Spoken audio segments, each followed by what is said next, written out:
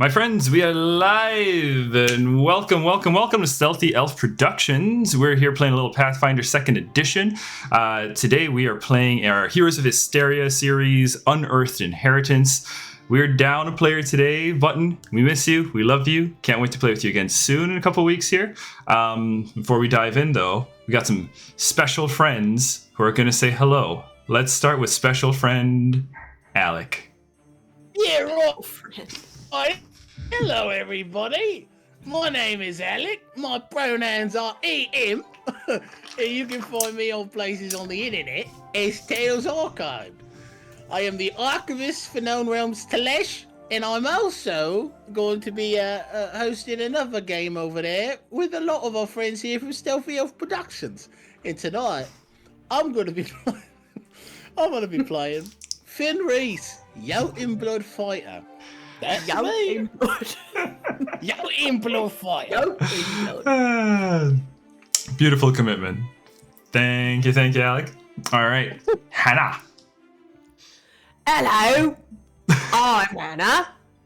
I'll be playing Farryn, the Lone Ranger elf friend, new to the party, new to the show. Thanks for having me. Can't wait to do some shit. Let's go. Thank you. All right, guys. My name is David. You catch me here as the game master of this game, Unearthed Inheritance. Hold on. What? Whoa. Sorry, hold on. What? What? Run it back? The bit does not follow you? Oh, no. Just like I get to do, like our Stars of Wishes last, I get to do the, I can choose if I do the bit or not. Understood. Hello, loves. I just, what you're talking about. There it is. There it is. All right. My name's David. You catch me here as the GM of a couple of Pathfinder 2nd Edition campaigns. As the GM of Sensi Saga, as well as Unearthed Inheritance. You also catch me over at Tales Archived, as I play Whistle, the Hobgoblin Fighter. And what do I think? I think we'll stop there for the bit. Alec, you're so frozen. Yes, you are. I don't know what's happening. I'm here, though. I hear you. I hear You're just very fast. He's here. He's with it. And camera's not keeping up. Okay. Right, guys. Well, without any further silly voices, shall we hop in? One more quick thing. Yeah. Let's just celebrate this beautiful art of Cress. Oh, true. Blue Button. Look at that shit. Yeah. Yo. Amazing. Killed so it. Hot. Cress's hair is everything. Button Druid. Yeah, Button's the artist. That's a Button piece. Ooh, okay. Oh, Button, we miss you. Yes, do that. Okay, guys. So let's see here. We are hopping in. Our previous installment began as we met Farryn, the ranger, and Tulka, the great wolf, fresh off of a clean kill. The pair had traveled a long and treacherous journey from the Misteel Savannah, and just earlier this morning, fate smiled upon them. After sighting Cuthbert and the Fractal in the skies above Dameril, Farryn ventured hence. She was caught by Nixus as she attempted to sneak up behind the Hobgoblin commander, just at the edge of town. This encounter caused somewhat of a commotion, as it did involve a building crumbling into a pile of rubble. Finn, drawn by the aforementioned commotion, arrived to help pacify the situation and led the group soon after to a reunion with Cress. Cress had just made clear to the good Captain Magnus, a flesh warp pirate who desires the Fractal, that his current deal is lacking. They did leave the door open, however, to act as an intermediary in the ultimate fate of the gargantuan vessel. The negotiations were put on hold as Cress had business with the prospective captain of the Fractal, Nixus, and Magnus assured them where he could be found. Nixus, being as belligerent as ever, disrupted the reunion between Cress and Farryn and earned herself the wrath of Finn's ire as the Hobgoblin insulted the memory of their recently fallen comrade. The party moved to the Fractal and had an opportunity to reconnect with one another, share memories of their struggles, and orient themselves for the journey ahead. Gron shared with you all what he learned from the diary of Seywin Zodic. And now, suspecting that Prana's demise would affect Zodic, Cress planned to contact the Changeling via their dreams. Stifled by the mechanical interior of the Fractal, Farryn and Tulka sought respite in the cliffs overlooking the town of Dameril, settling for a lookout just outside an old tavern atop the hill. Farryn stared out over the desiccated harbor until her reverie was disrupted by a knocking on the window. She turned to see the shifting silhouette of the flesh warp captain beckoning her inside. Let's see what happens. So, let's see, my friends. I think we should start with Farryn. All right, does that sound like a good spot to start? Let's go. Okay, guys, don't forget to add your hero points for showing up today. You always get a hero point for coming into a session. I didn't have my character sheet open. Oh, damn. I'm prepared.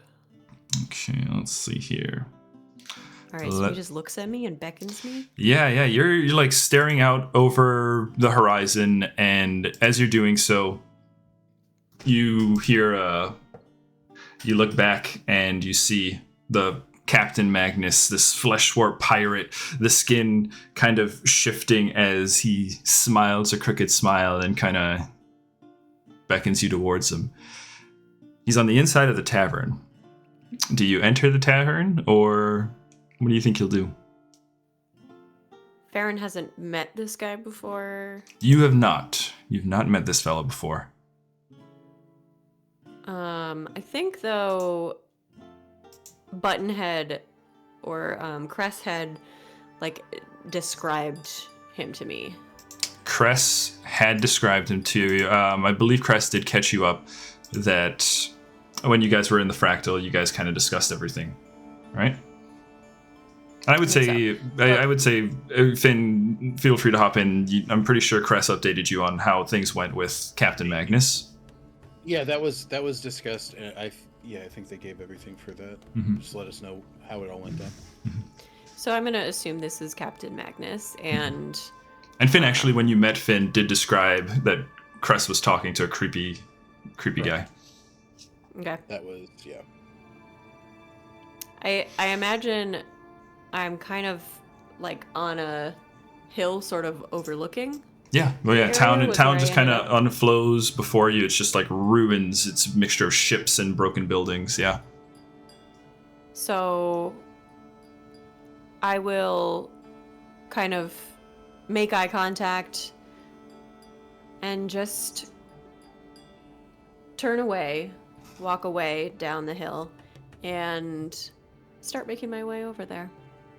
To Magnus? Yeah. Okay. Yeah. So you make your way over. You step inside the tavern. You see there are a few fish folk kind of settling into, sitting on benches and stools, kind of clearing away some rubble. And then over by one table that is actually a corner of the room that actually seems somewhat put together is the flesh warped captain. As you enter, turns away from the window and goes, so you joined us after all. Come, have a seat. And he kind of gestures to an open chair on the other side of the table. Is Tulka with you? Tulka's waiting outside. Okay, yeah, there's a fountain outside. That's where Finn's been doing a lot of hanging out, actually. So Tulka's just drinking from the fountain. Fountain's ruined. It's broken. There's no water in it. It's just like shattered. Right. Sorry. There's no water. The whole town is ruined. This is a town that's been destroyed by a tidal wave. All right. This building is on top of the hill. Looking like a badass old white wolf. Okay. Yeah. Tulka just kind of waits at the door. And you see I go in and I see him. He invites me to sit down. And I just look around. Who else is in the tavern at this point? A few random fish folk. They're not really up to much, but they do kind of eye you as you enter. You know, they kind of like, oh, and they kind of turn and kind of maybe like mutter and whisper to each other. I mean, you're a new face in this town. And, you know, you can expect, given this current climate, they don't get a lot of visitors. So you're something of a novelty. But they kind of move around kind of shiftily, and you can see they kind of give yourself and the captain some space as you enter. Am I to assume you are Captain Magnus? So my reputation precedes me. Indeed, I be Captain Magnus. And what's your name? You can call me Farryn. Farryn. I like that name. Good, strong name. Right. No doubt get it from your father. Why have you summoned me here, Captain? Come, make yourself at home. You seem rather on guard, Farryn. Can you blame me? I suppose not. But rest assured, I am unarmed. Pulls up the coat, and you can see that there is actually a rapier and a long dagger, and kind of pulls over to them. Don't mind, keep your hands steady. Pulls them aside and rests them on a chair just off to the side of the table. Unarmed, but the weapons are within arm's reach. I will remove my longbow so that I can sit down, but keep it right next to the table. Okay. You sit down. It's a table right up. You can see out the window next to you. You see actually the little bluff that you were on, where you were looking out over the town. You can see the fractal kind of just glowing out in the bay. Good view of the town from here. Was there something you wished to speak to me about? Indeed, indeed.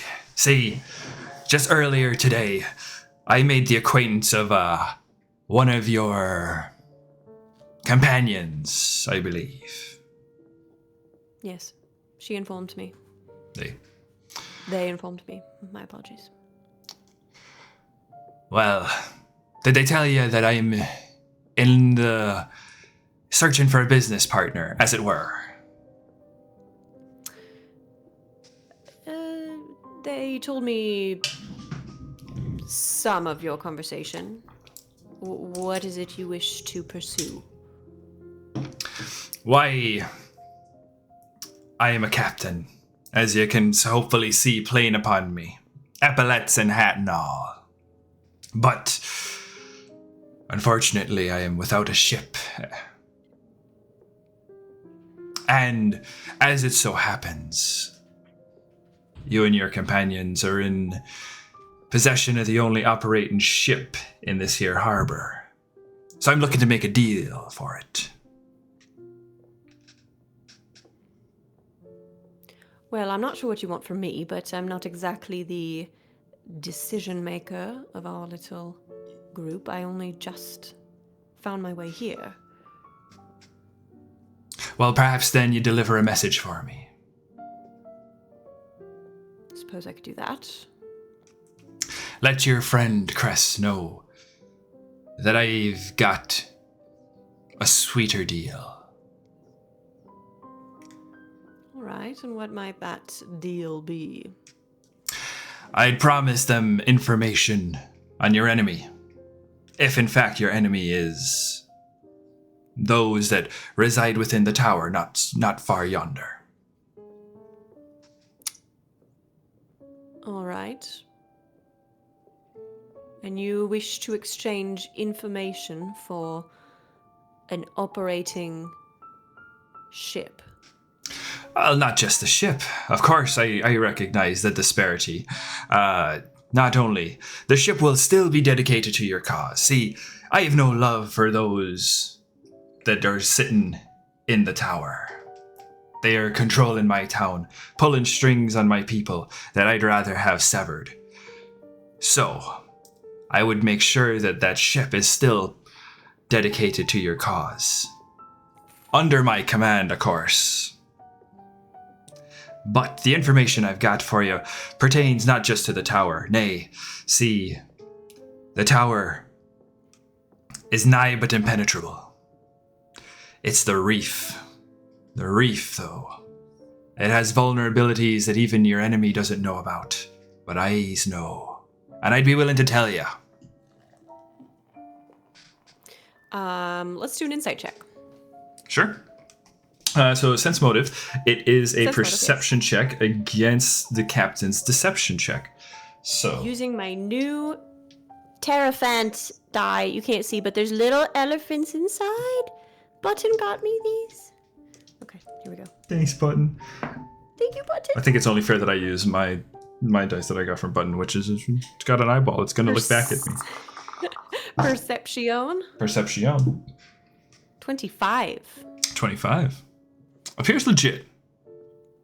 Appears honest. At least the sentiment and the words definitely appear true. But, of course, though, I will say, you're no idiot, Farryn. Man's a pirate. You get the sense that, pirate's gonna pirate. If the opportunity, if maybe things go bad, might bail on you. If giving you up maybe served him better. Pirates have a certain reputation, so I'm just going to leave you with that. But at least this individual saying these things right now appears on the up and up. Now, I haven't worked with many pirates in my day, but I do know the stories. How do we know you won't simply take the ship and leave? An excellent question. A good question. Valid question. Now rest assured. Should things go bad for you, they will most certainly be going bad for me. See, I aim to take this town and rebuild it. A haven, if you will, for those like me. You seem very tied to your sense of home here. I would say your insight check actually gives you that for sure. Definitely sense strongly tied to this place. Indeed. 'Tis where the heart is, as they say. Tell me, what is your vision for rebuilding Dameril? A pirate's haven. A haven for those looking to live free, beyond the rules of any empires or kings or monarchs. So you don't wish to serve anyone. You wish to live by your own rules. But you also agree to keep the ship. What am I trying to say? Keep the ship like here, or like the Cress. The Cress. The ship is Cress and Finn's, and you agree that if they need it, they can use it. well, they'd be given ownership to me. But I do 'em the kind turn here and there, should it come to that. But nay, I'd keep the ship here, for this town will need protecting, you see. It's a valuable place, Dameril. Once the breadbasket of the old empire. A place where nary a crop or plant may grow, should it need only be cultivated. And by thunder, me and my fish folk, we know a thing or two about that. Now don't we, lads? And they all kind of go, glub, glub, glub, glub, glub, in Chira's response, a little.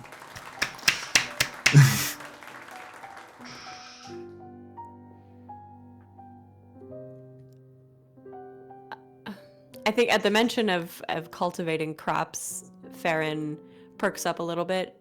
She's very familiar with the life of a farmer. Has lived it basically her whole life. Farryn, roll me a society, please. As a history. I also have lore farming, if that's a thing. Even better, honestly. Okay.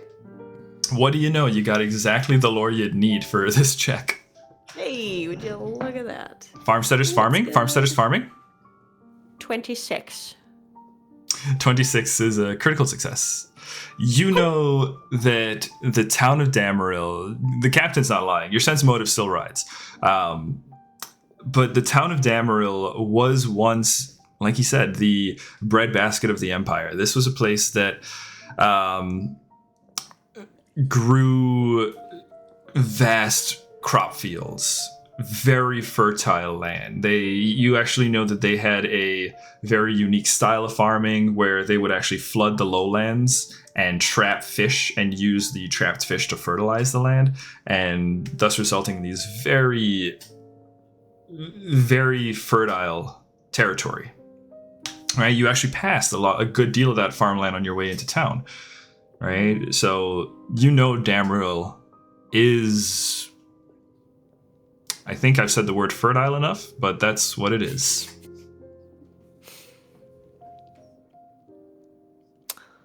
Interesting proposal, Captain Magnus.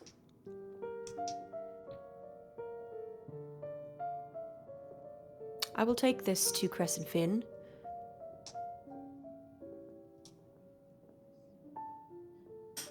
I wonder, have you ever heard of something called the Everseed? I've not heard none speak of the Everseed for a long time. It's a myth, they say. A special seed that, should it be implanted in the ground, would make the rest of your fields that much more fertile. They say that the Everseed was a gift from old Alazar himself. They say the Everseed, that same gift was granted to his most cherished child, the god Eliza of the sea. And do you believe it exists?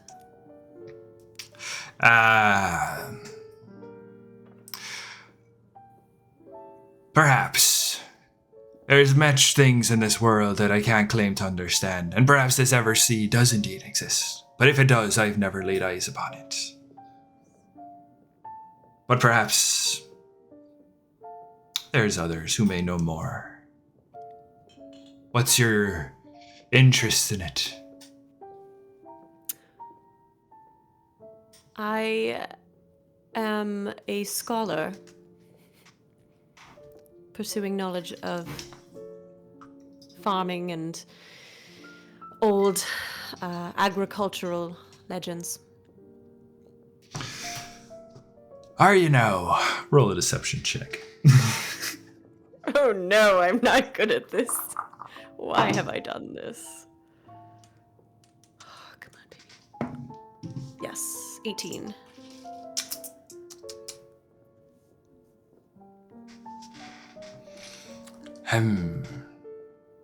Scholar, is it? Looks at your hands. None seem the hands of a scholar, if you ask me. Deep calluses. And the way you handle that bow, you're right familiar with it. Perhaps. I have many skills. I don't believe it's relevant to you why I have an interest in the Everseed. True enough, it's not. But if it's information on the Everseed you find valuable, then that may be of interest to me. For I'd be in the business of business, as it were. And if I have something you want, well, then I'd like to hear what you might offer for it. Well, I'd like to know the names of these people you believe have information on the Everseed. And in exchange, I will deliver your offer to Cress and Finn in a most favorable manner. Favorable to you, of course.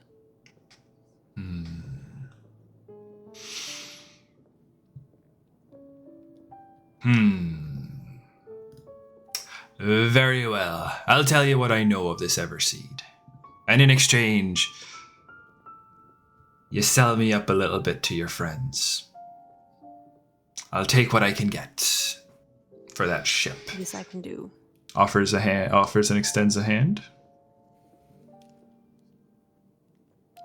Reluctantly looking at his flesh kind of crawling all over itself. Ooh, yeah. Yeah, it's like, you can see the skin is making kind of like waves. Fingernails are kind of getting like pushed around. Knuckles seem to kind of be twisting, growing, shortening phalanges. Yeah, she's a little reluctant, but she's seen weirder shit in the wild, so go ahead. Okay. You grip the hand, and as the hand grips back, you feel it's a strong grip, albeit does squirm uncomfortably within your grip. But before you could let go, the captain says, "There's a hut out in the mangrove forest. There within you'd find the one who knows about the Everseed. You wanted a name, but I can't give you a name, for I don't believe they've got one. But the voice and talking, well, that they should be able to do." All right, well. Pleasure doing business with you. We'll meet you back here when we've come to a decision. I'll be here. Pleasure doing business with you, Farryn. What's so wrong about the way he said the name? Everybody just cringed. It's just weird. Grab my bow and leave. All right, Farryn, you make your way out the door. Just as you kind of open the door and you're about to head out into the street, you can't help but listen back, and you hear the sliding of a chair as the captain calls out, "All right, bring out the good stuff. We have reason to celebrate. Our town's becoming that much more popular of late, isn't it, lads?" As the fish folk, as the door is kind of shutting, you hear the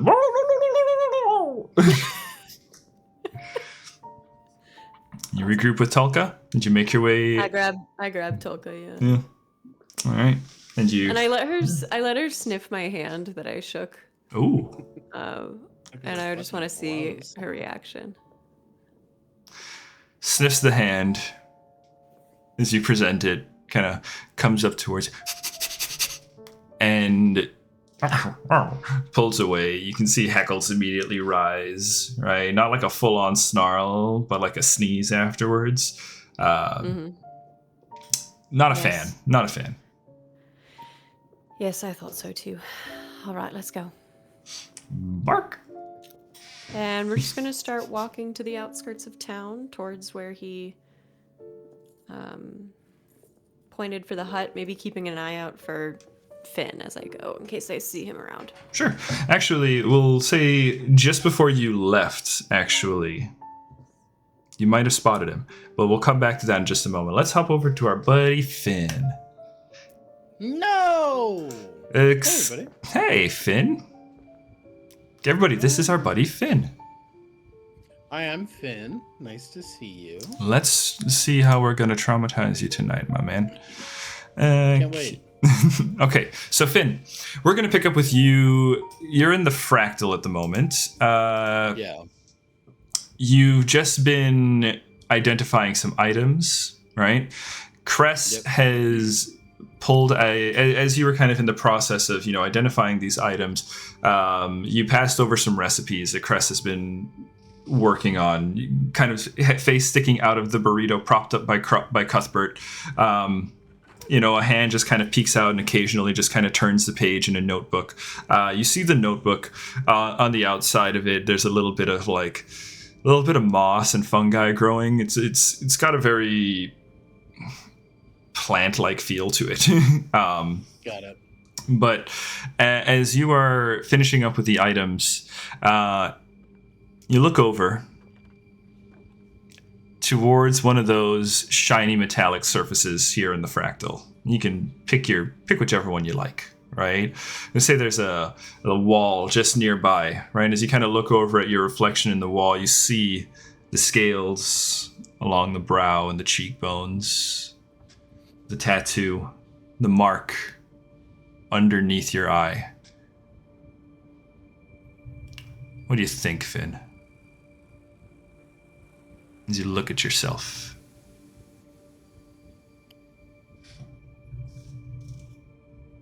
I think as Finn looks at himself, he feels this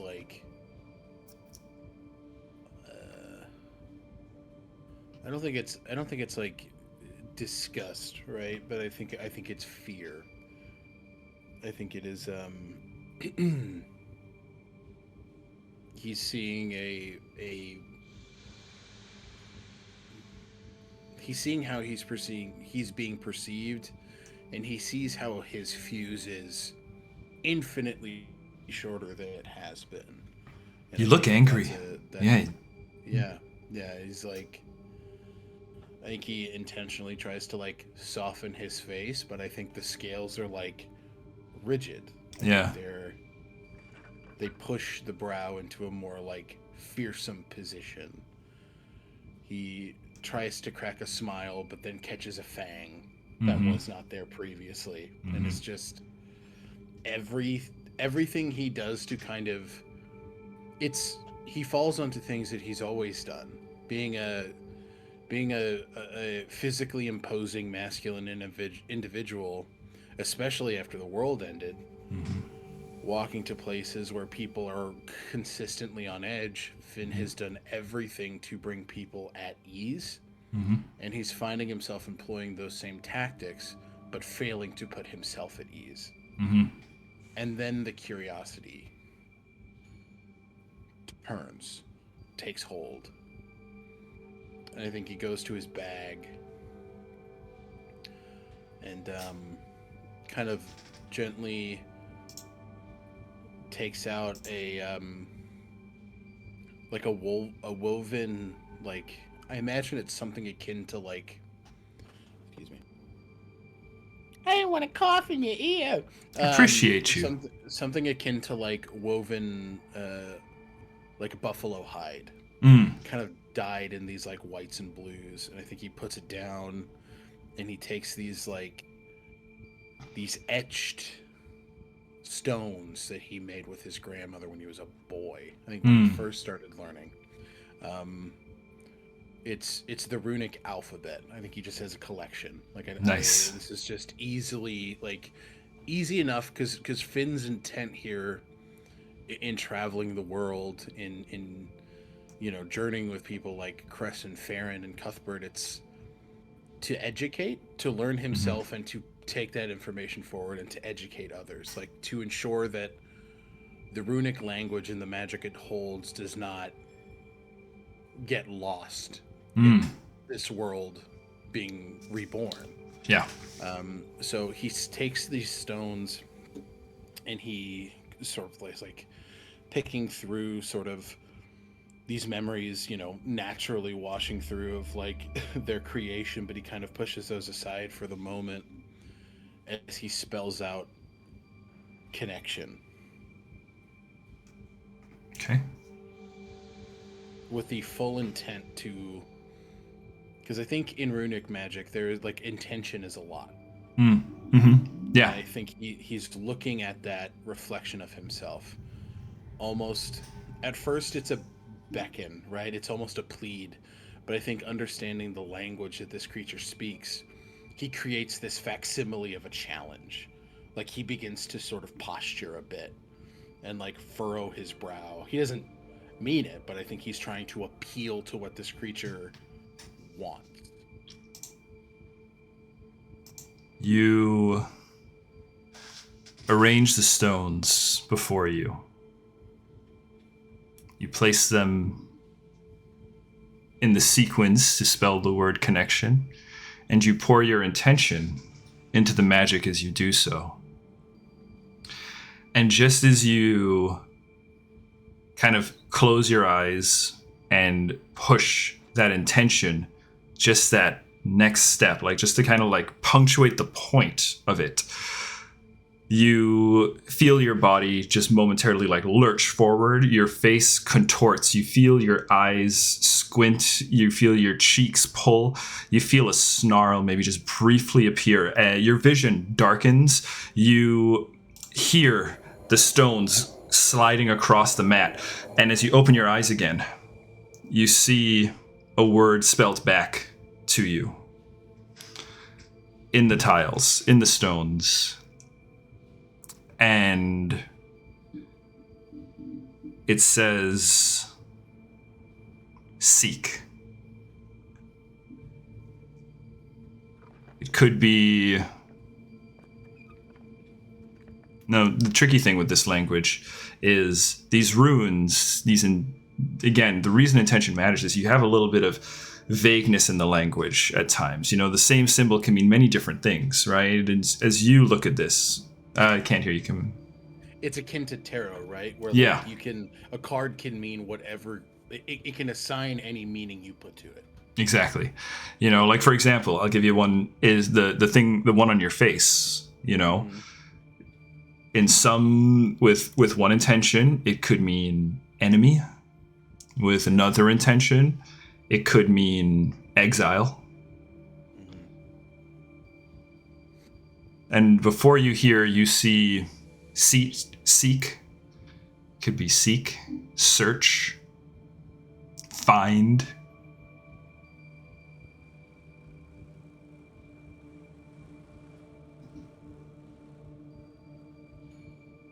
Come, actually, might even be another one.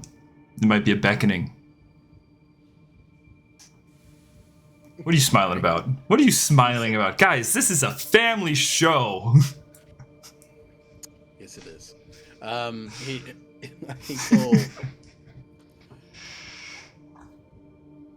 He'll just put seek you.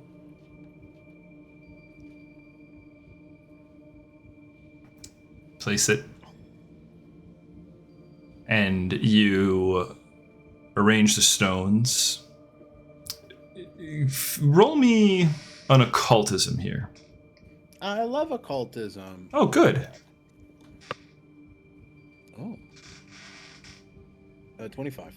25 is really good. 25 is good. With the 25, what happens with the 25 is you arrange the stones, and as you find yourself arranging the stones, Finn, for whatever reason, each tile, as you place them to respond, each tile just feels like it's getting a little bit heavier and heavier until you finally finish and you reach the last one. And as the stone hits the mat, as that last bit of intention is poured out of you, something inside you opens. A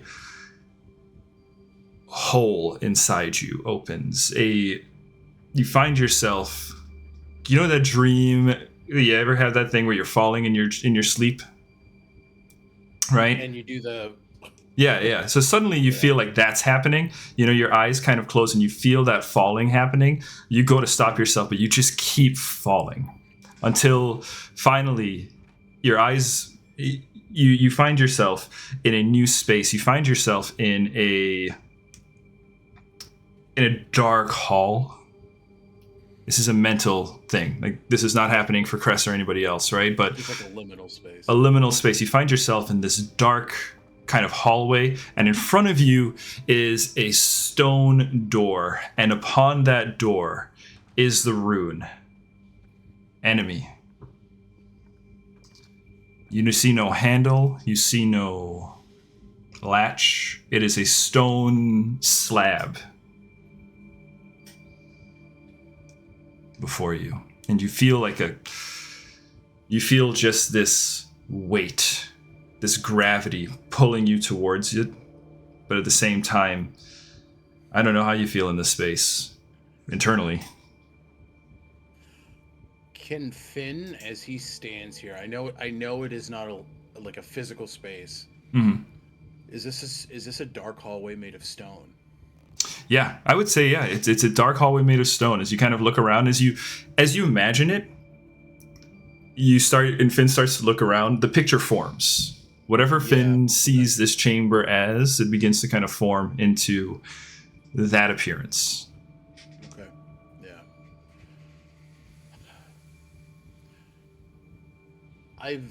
I've delved a couple like giant ruins before. Mm-hmm.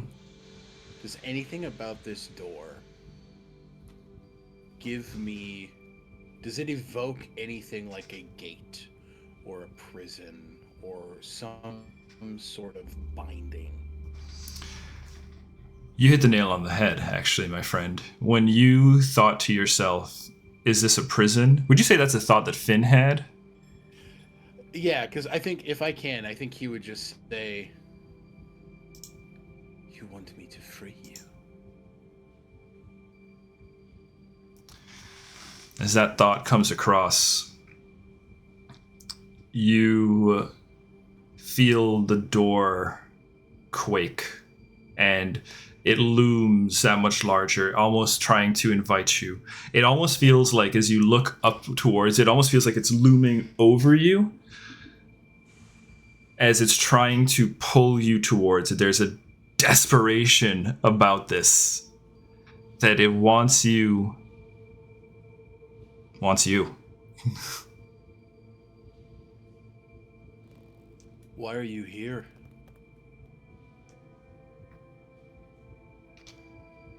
The door can't answer you, Finn. It's just the door.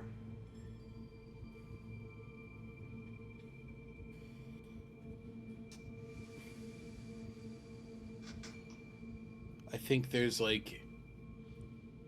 are two wolves inside of Finn. You look over, you look around, and sure enough, roll initiative. Well, there's a part of him that's like, I want to know what's in the door. This thing is telling me like, hey, leave your friends. Be aggressive to everybody. Also, let me out. And I'm kind of like, no, fuck that. But also, what are you? Yeah, and especially Finn. I think in the what are you vein too. Yeah. This is a serious door. That's what I'm saying. Like, yeah. I don't know about this. And like this is just a. Oh, it's dramatic pause. Drum roll. Oh, hang on. Okay. You gotta rewind back. We lost you for about 7 to 10. Seconds. 6. Never mind. I count way too fast. I'm really a bad sense of time. I said 10 seconds. No, not you. No, I was still thinking. So honestly, like the freeze was like a really.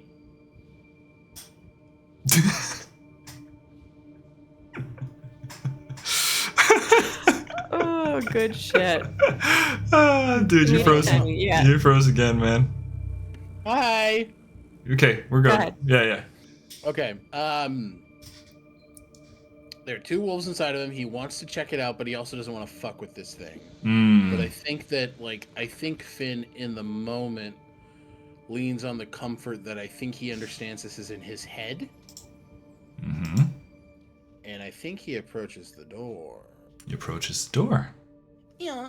Okay. Finn, you approach the door. Do you attempt to open it at all? Or are you just kind of like walking up closer to it? As you approach the door, I think, you'd still feel like there's an anticipation. You ever get like I don't know. You remember Christmas morning as a kid? You wake up and you're just kind of like that energy about it. This is. No, I didn't have a happy childhood, David. Oh, okay. Sorry. Well. No, it's okay. For viewers, if that was you, you know what I'm getting at. No, I get what you're saying. Okay.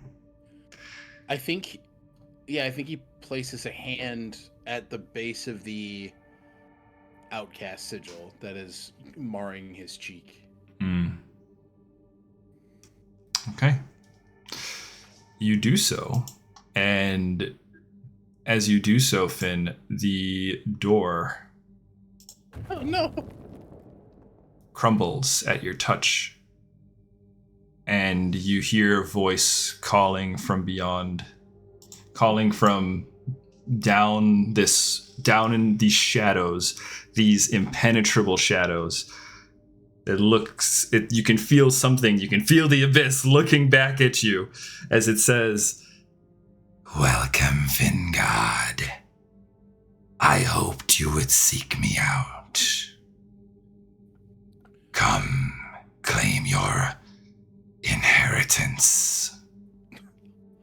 Roll credits. Roll credits. I've been waiting for that shit for months. You're like, I'm here! And from beyond, Finn, from echoing out from within there, you hear a heartbeat. You hear chains.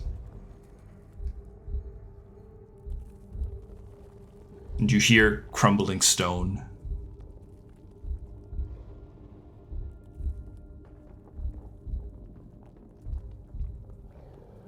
What do you do? He takes a step in. You take a step in. You take a step in, Finn. You walk down through darkness. And that sense of anticipation just grows and grows and grows. And you start to become aware where you're not even sure that this is you feeling that sense of anticipation. It almost feels like you're feeling something is anticipated. Yeah, exactly. Yeah. And you hear the voice kind of beckoning you as you make your way through. Every now and then, just yes, come, jailer. And as you step out into the space, you see before you what looks like a desert temple, the grand hall of a desert temple, but underground, just somewhat. The walls on the sides have caved in. You see ledges and crumbling stone on kind of falling down, sands kind of pouring over the sides. The roof is broken open, so there's just several beams of sunlight that come down and kind of cut the darkness, revealing the space. And in the center of this arena, in the center of this space, you see a gargantuan, ancient blue dragon wrapped in chains, imprisoned. It is tethered to the floor in chains. No! As you see, its mouth is chains wrapped around the muzzle, and these silver eyes just stare at you as you stepped into the space. You can see the chains as you look around. They kind of stretch outwards onto different points of the room. You see them kind of wrapped around large, giant pillars of stone. The pillars themselves are covered in runes. The floor where the dragon is tethered to, it's a raised pedestal. It's stone, cracked, as this thing has clearly struggled, or maybe it's just been pulled down so hard that the stone itself is cracked underneath it. But even that stone pedestal that it is tethered to or pinned to is covered in runes. I mean, just glyphs and runes as far as you can see. And these pillars, there are 8 of them that the chains kind of extend and tie to. One of them, as you step in, the one closest to you, actually, just ironically, this is a dream space. It's no point really saying distance, right? It's as close as it's going to need to be to you. But as you look at it, you can see that one actually has a slight glow to it, a slightly bluish, purplish glow to it. And that is the only one that is currently glowing, though, as the dragon is tethered and chained to these pillars. And you see, as you step in, the voice calls out, Fingard, welcome to my torment.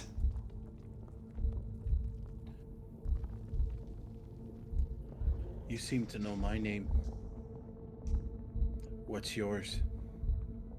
I know your name because I have been with you as long as you have been you.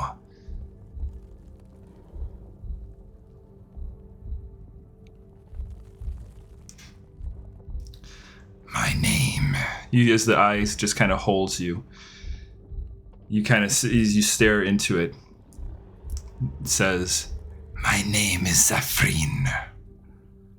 and as the name is spoke, you feel the pillars just kind of quake a little bit. You feel your heart tense. Something about that name has instinctually produced a reaction in you. Something that you don't know. I mean, you've never met this individual. Yeah, right. You know? But that name carries a weight. Farryn. You say you've been with me all this time, but I've never heard of you. But my heart aches and tells me I should fear you. So I ask, what did you do to be put here? To be bound by the words of my forebears? To call to such a small creature as myself to free you?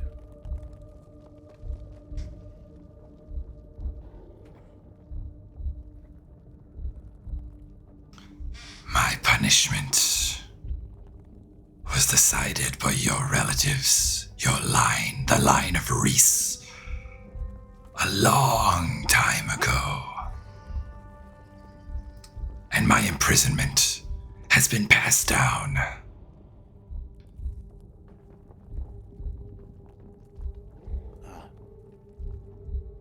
My soul sealed within yours.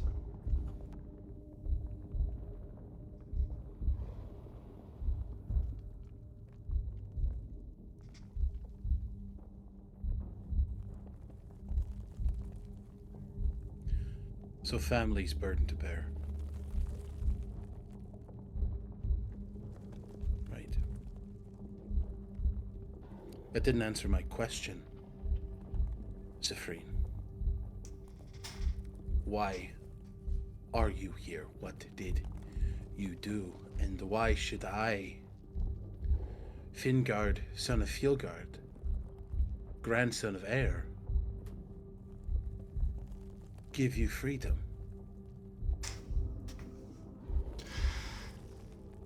My crime was living free in a world that your forebearers wanted to rule over. I am imprisoned because they are afraid of me.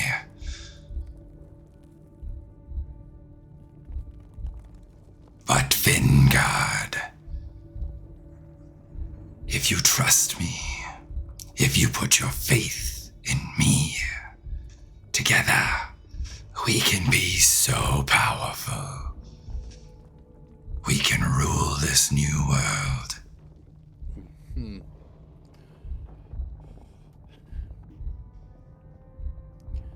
I see the attempt you make to hook me on your talons.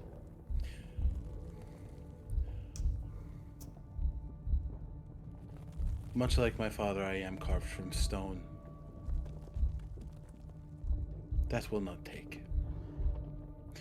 Because you ask me to put faith in isolation, to put faith in the pursuit of power.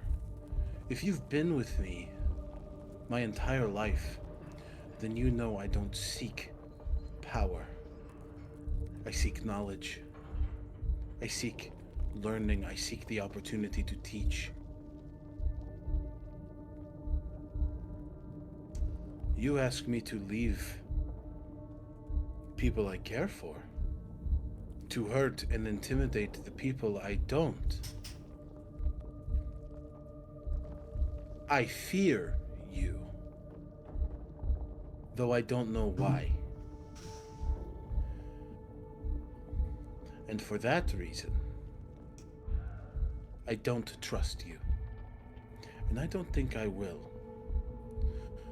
But you've given me a name to research. And I thank you for that.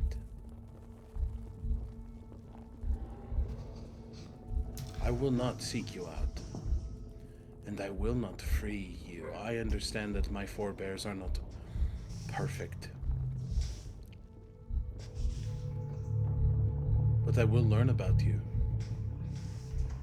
And I'm sure that you have deceptions to hide. And I promise you that I am very smart. And I will unearth those secrets. Take a fucking hero point. Take a fucking hero point, dude. You brilliant motherfucker.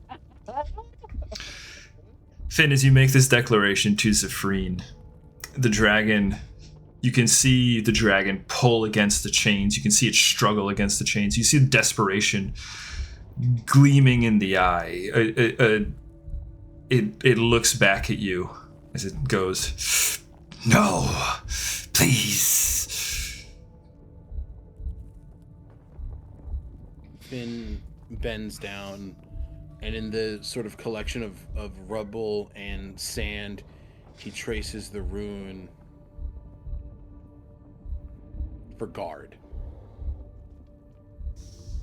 And stands up and walks away. Finn, you trace the rune in the sand. As you walk away, you hear the chains begin to rattle. You hear the dragon thrashing against the stone, its claws and the spines of its horns scraping against rock as the voice calls out, Finn, no, free me. Don't you want to be more than just a prison?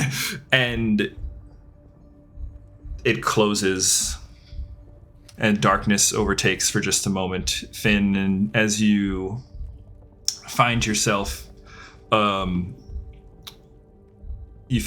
your eyes open, you're leaning over the rune stones. They're still scattered before you on the tiles, on the rug. As you look around, you're back in the fractal. I think Finn looks, I imagine Cress is asleep with Cuthbert at this point. Cress is no longer wrapped up, but they are hard at work brewing some potions. And Gron is just kind of standing, just overlooking, kind of looking over their shoulder as they're kind of pointing things out in a notebook. And Gron, you see, kind of lean back, snaps the finger, looks over. They gestures towards you with a thumb. There's a little brief exchange, and he starts to make his way over towards you. And he goes, "Oi, you awake?" Yeah, I'm awake. Oh, good. I didn't think you normally slept standing up, but you certainly seemed a little busy. I was asleep? Oh, well, I'm totally in the wrong voice for Gron. Yeah, who are you? Yeah, hang on. Well, can't promise I'm back in it, but I think I'm there. Fair enough. Well, if you've got your beauty rest, Cress is just working on a formula there, but they're short a few ingredients. Oh yeah, I happy to go forage. And see if you find our friend Farryn too. Yeah, I think she Yeah, she went outside. I'll go find her. All right, we'll meet back here in just a bit. I got something to check on. I got something to check out as well. So we'll all plan to meet back here. Is that all right? And Cress is like so engrossed in like formulas and moving stuff around. Cuthbert's head just perks up and goes, "Yeah, we'll be here." Finn, yourself and Gron will like make your way down the fractal. You step onto the teleportation pad. Unless there's anything else you want to do in the fractal before you depart. No, that's it. Okay, you pack up your stones, your rug, your hide rug. Step out onto the platform. Yourself and Gron zoom, disappear. Actually, I found the perfect fucking sound effect, dude. Did you know that this thing? Hang on.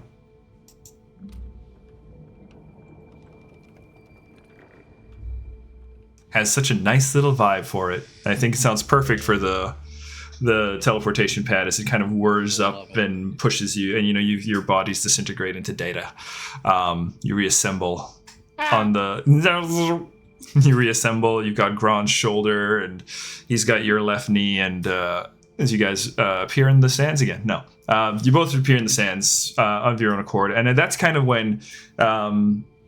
Farryn, as you were leaving the tavern, you looked over, you saw the fractal, just the base of it just briefly light up. You saw a column of light eject from it, and you see from this distance, I mean, probably two figures. You can't quite make out Gron, but Finn's large enough where you can kind of like, oh, it looks like Finn's out. So. Yeah, I'll head over to him. All right. I'll say in a couple moments, the two of y'all meet on up.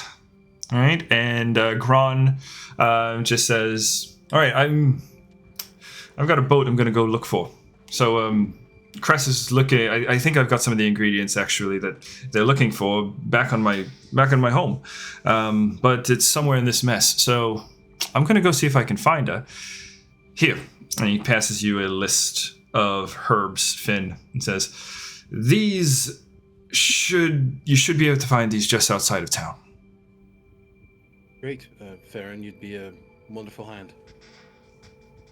Sure, happy to help. Great. Okay. And then, so we're going to cut away to Gron kind of leaves you guys to it. Farryn and Finn, the two of you now reunited, Tulka kind of leading the way. You make your way out of Dameril, just towards you're heading out just towards just where the wilderness really starts to kick in. Right? Things have been flooded and washed away, but you can see as you make your way down the path, not a lot of folks traveling out and about right now. Believe it or not, you have the road to yourselves. You see a few fish folk and buildings and ruins as you pass by, but when you cleared the edge of town, you stop seeing them, and you find yourself in wilderness proper. You still see a bit of debris, though. Things that are displaced by the flood. An overturned lifeboat here, a buoy or something. A bit of sail draped over a tree where it should obviously not be. But you continue to make your way until you come to the edge of what would have been swamplands. It's dry now, right? You find yourselves.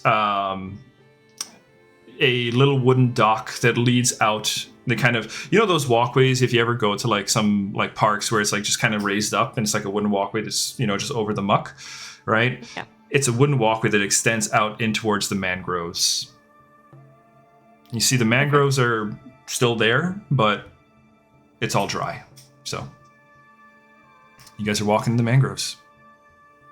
I'll leave you to chat amongst yourselves.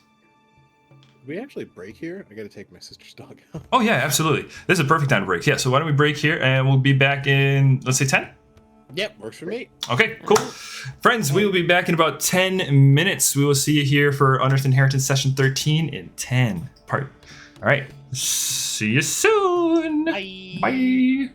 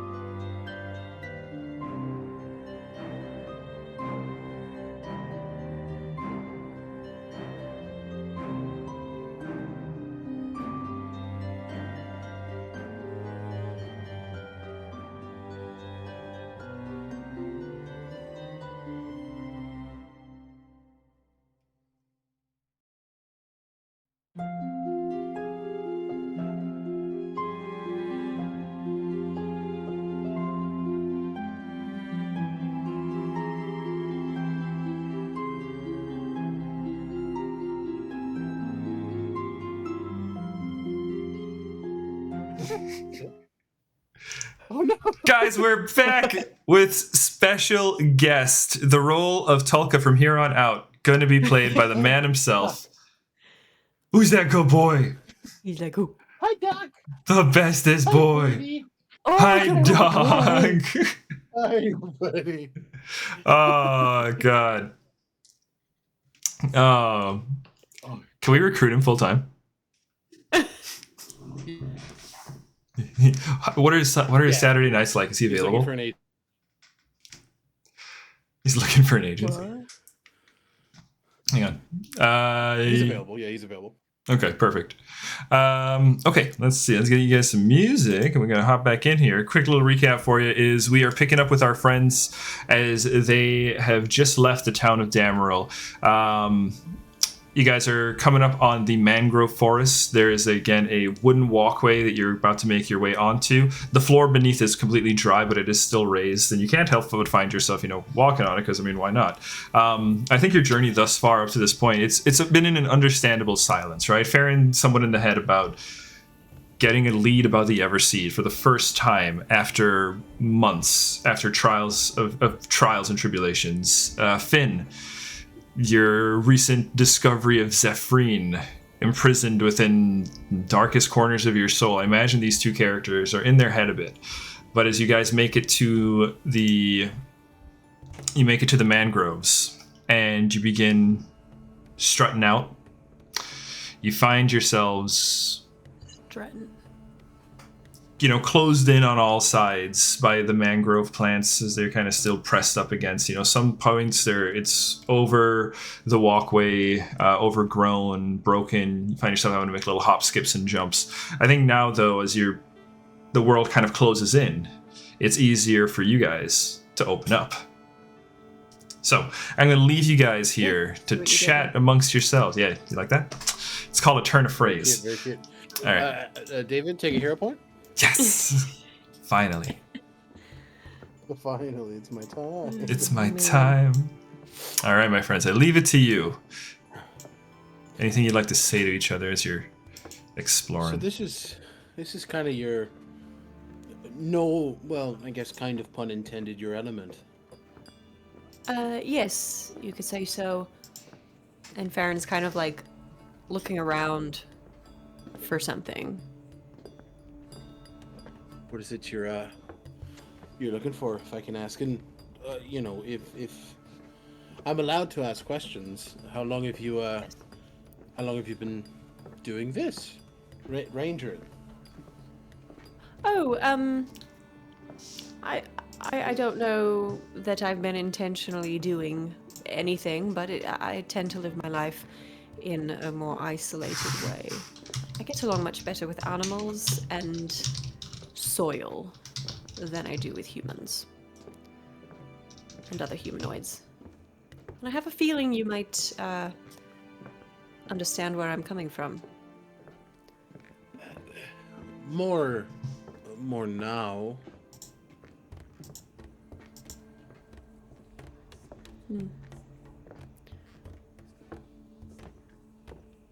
Has something changed for you recently?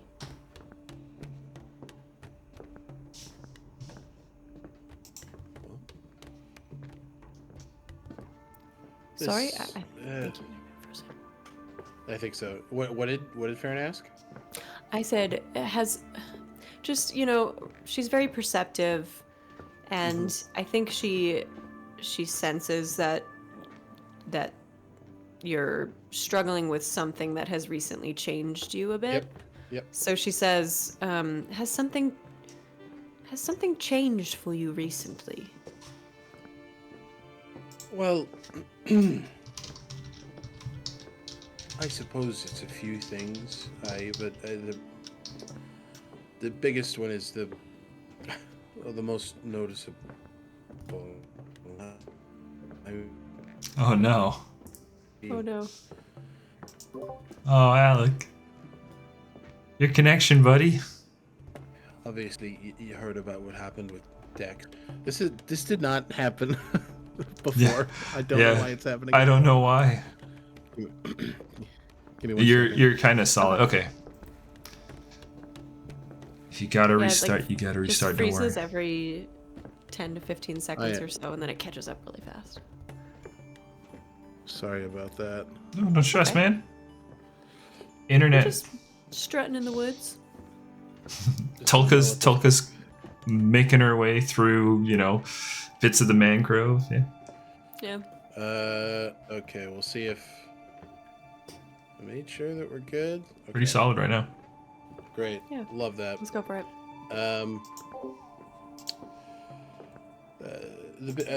One of the biggest things to change recently is Dex. Of course, we lost her, and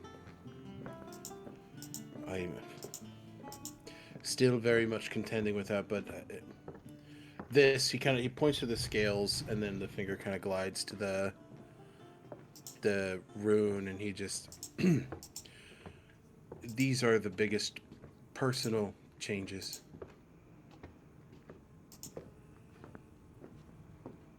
What, if you don't mind me asking, what or who did that to you? I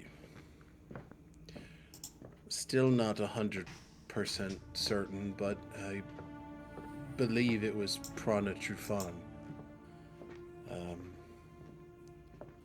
He hit me with something during our fight with him, and I felt this weight, and then this thing that I think I might have a bit more clarity on now, calling out to me. There might be some sort of dragon element. Dragon? Which I don't understand it right now. I will be completely transparent on that, and I can see the reverence that Cress has for you. So you have a hefty amount of my trust already. Well, thank you, Finn. Likewise. Speaking of, how did yourself and Cress come to become this strong team? We met in the Ironwood. We were both in our own separate ways looking for the same person, and we were kind of put on that journey together. We chose to walk it together, and we've been working together ever since. But yeah, they were looking for someone by the name of Granny Mal, and after the last wave, I made home in the Ironwood for quite a bit, and Granny Elda, she asked me to help look.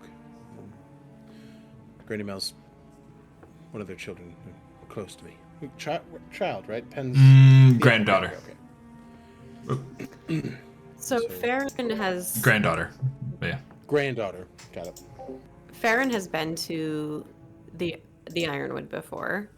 In fact, Farryn lived close to the Ironwood, separate in the woods, kind of isolated, but close to the Ironwood for a long time. Would Farryn know who Granny Mal is? Yeah, I would say there's definitely a possibility, but this is one of those dice uncertainties. So let's say a society check. Okay. DC 20. In talking about the connection to Sage Elda, can I maybe Sure. offer some sort of assistance? Yeah, give an aid. Yeah, go for it. So roll. And- That would be society as well. Can I do occultism via their relationship, though? No, society. And they're druids. That'd be nature anyway. This is homophobic. It doesn't matter. You got me. dude, even if you aid me. Yeah, no, I got a 6. No. Okay. Huh.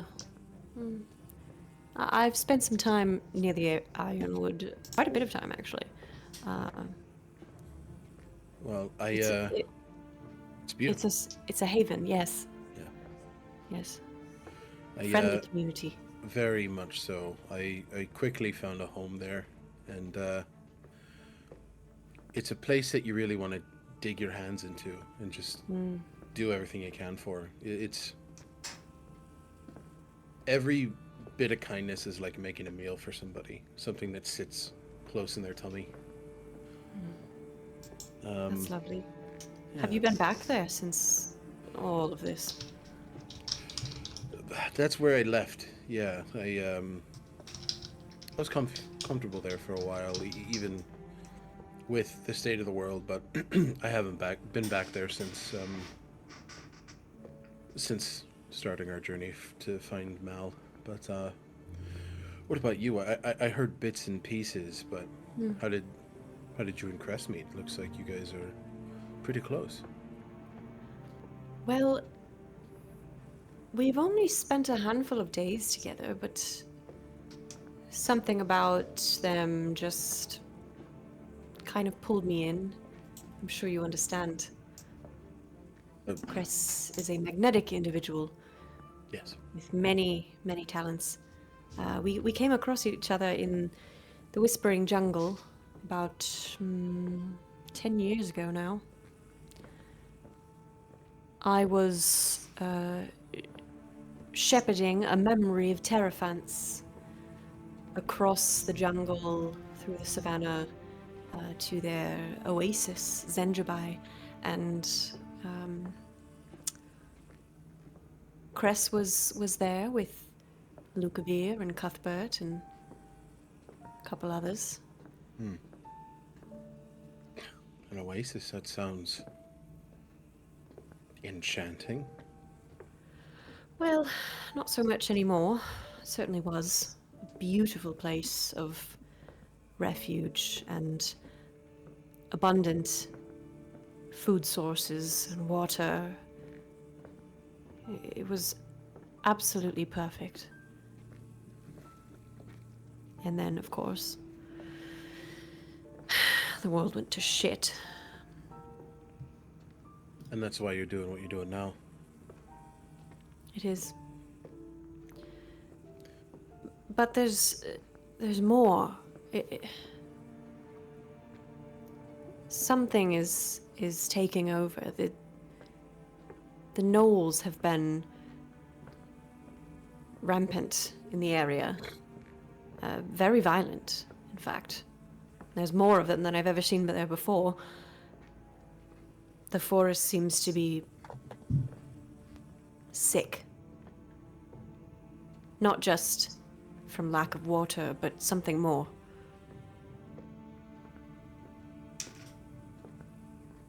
Something festering. Festering, yes. David, do I know much about gnolls? I don't imagine so. That'd be tricky. Again, it's possible. Roll a society.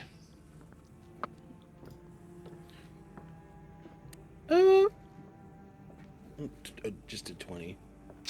A 20. With a 20, what you'll get is the Ironwood region borders the Misteel Savannah, which is where Farryn is talking about, which is where the gnolls are like going crazy. You were close with the Ironborn Rangers. You would have heard stories from Ironborn Rangers of gnoll activity along the border, having to repel them. They're not crossing into the Ironwood, but they're probing maybe, you know? Having tertiary information on the behalf of others. Mm-hmm. Yep. I've heard a bit about gnolls, scary things, but I've never run into any myself. Yes.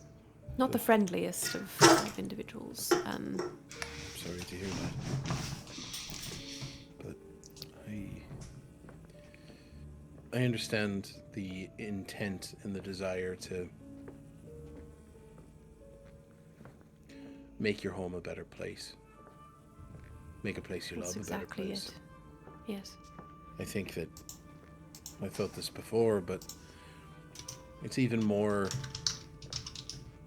poignant now.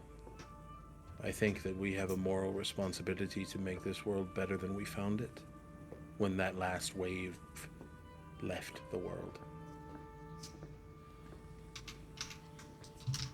I agree. An opportunity to rebuild in a better way. Yes. Rebuild, restructure, re-educate. There's boundless opportunities to heal the broken world. Because a lot of people, and validly so, I miss a lot of things. But I see how broken a lot of things were.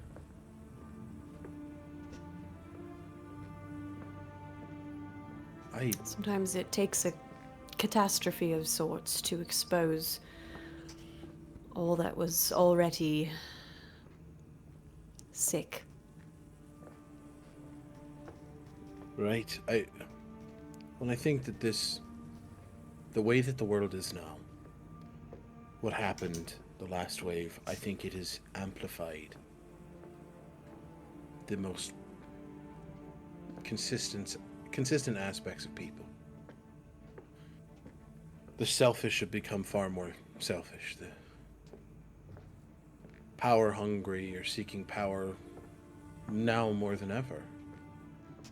And those who wish to cultivate. I think he looks between Farryn and Tulka, kind of looks back to the fractal where Cress and Cuthbert is, looks where Gron had walked off. We're still here trying to cultivate. Even more so than we were then.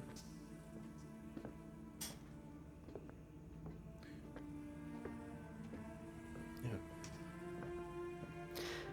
Tell me, what do you miss most about the before times?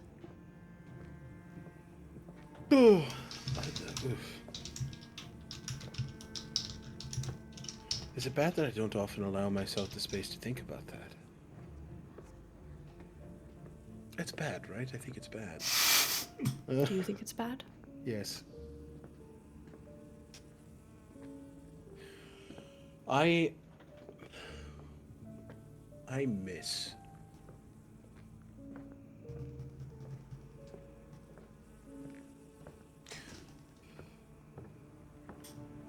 sailing. I used to hate it. I used to dread it. My father's a very reserved man. He would take me sailing and he would tell me the importance of it, and it was our duty.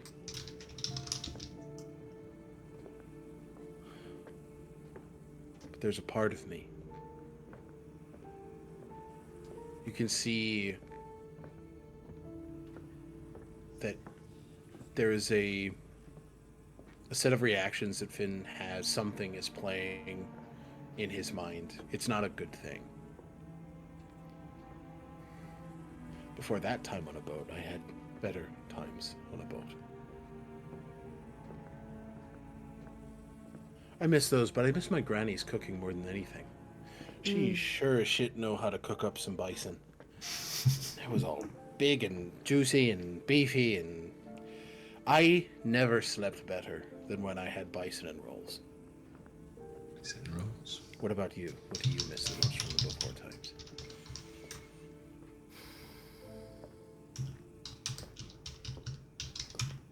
I miss my friends. And you see Farryn, knowing what you know about Farryn so far, you can gather she's probably not talking about humanoids. And, yeah, she's just very sad. I miss my friends. I hope I can honor them.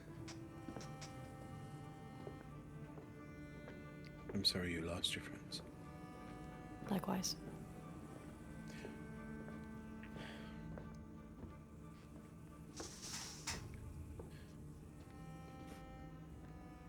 Do you May have... I ask an... Oh, no, you first. I was wondering, may I ask a more personal question? if I've learned anything, there's no time like the present. So, yeah, absolutely. Are you and Cress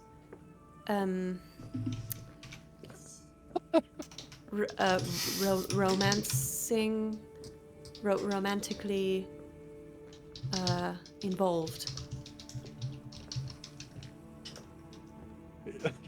There's an immediate 404 error that occurs, like a straightening of the posture and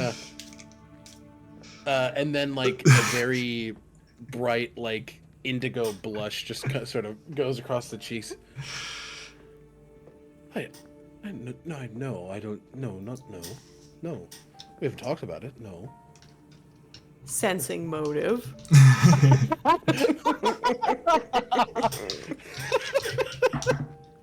Oh, it's good. Oh, fuck no. It's a total of 31. Oh. It's against a deception check if you're deceiving. I don't think he's deceiving. I think he's like, we're not. They haven't talked about it. But I think if I can tell Farryn what she gets at I think there's like it's clear that there is a lot of adoration when Cress is talked about. It's clear that there is a lot of like, it's almost like Finn is emboldened when he hears their name. Like there's like a sense of comfort, right? Like, and yeah, I think the blush is any indication. Like it's clear that there's some like there's a crush or some developing of feelings, but I think it's clear that both. I mean, obviously Farryn knowing Cress and then like getting to know Finn, they're both very goal-oriented people, and there has not been time to talk about something like that, or even acknowledge those feelings. Really. Right. Yeah. Well, I'm sorry if I've made you uncomfortable. No, not at all. Not at all. It's a valid question. It absolutely valid. Are you and Cress? He goes like romantically. No. Oh, okay. Nothing like that. Just old friends.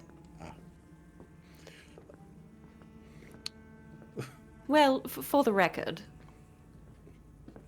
and I know I've only just met you, and I haven't seen Cress in a long, long time, but should the conversation ever come about, I hope it goes well. I think you'd be a smart match.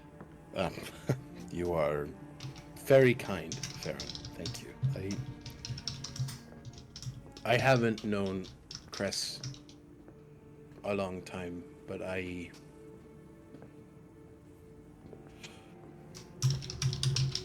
have a lot of respect and admiration for Cress. And they're someone that holds a lot of responsibility on their shoulders, and it's people like them that make this dark world a lot brighter. Dude, the music. It's funny the way you talk about them.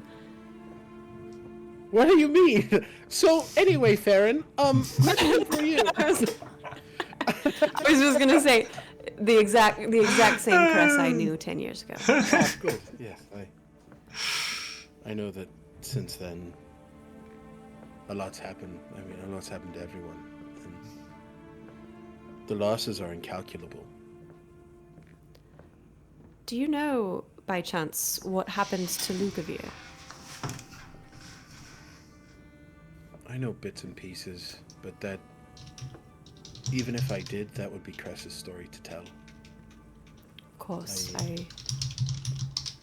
I knew Lukavir. I wondered. From what I've gathered, he was a great man. From Cress, from Gron, from Cuthbert. Yes, he was.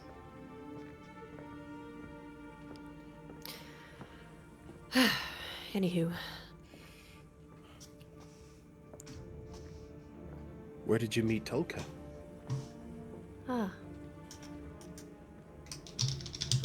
Tolka came to me. Saved my life, actually. Which is a pattern for me. Animal friends coming and saving me from myself. But Tulka came to me, and I knew immediately that there was something very, very special about her.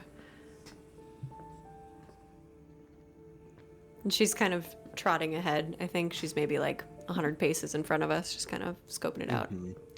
And she looks fondly ahead to her wolf companion. I'm not sure why or how she found me, but I sure am glad she did. She hasn't much left my side since then. I think there's... I don't know. I think there's something... She's more than just a wolf. I'm not sure what. I've known her for about 2 years.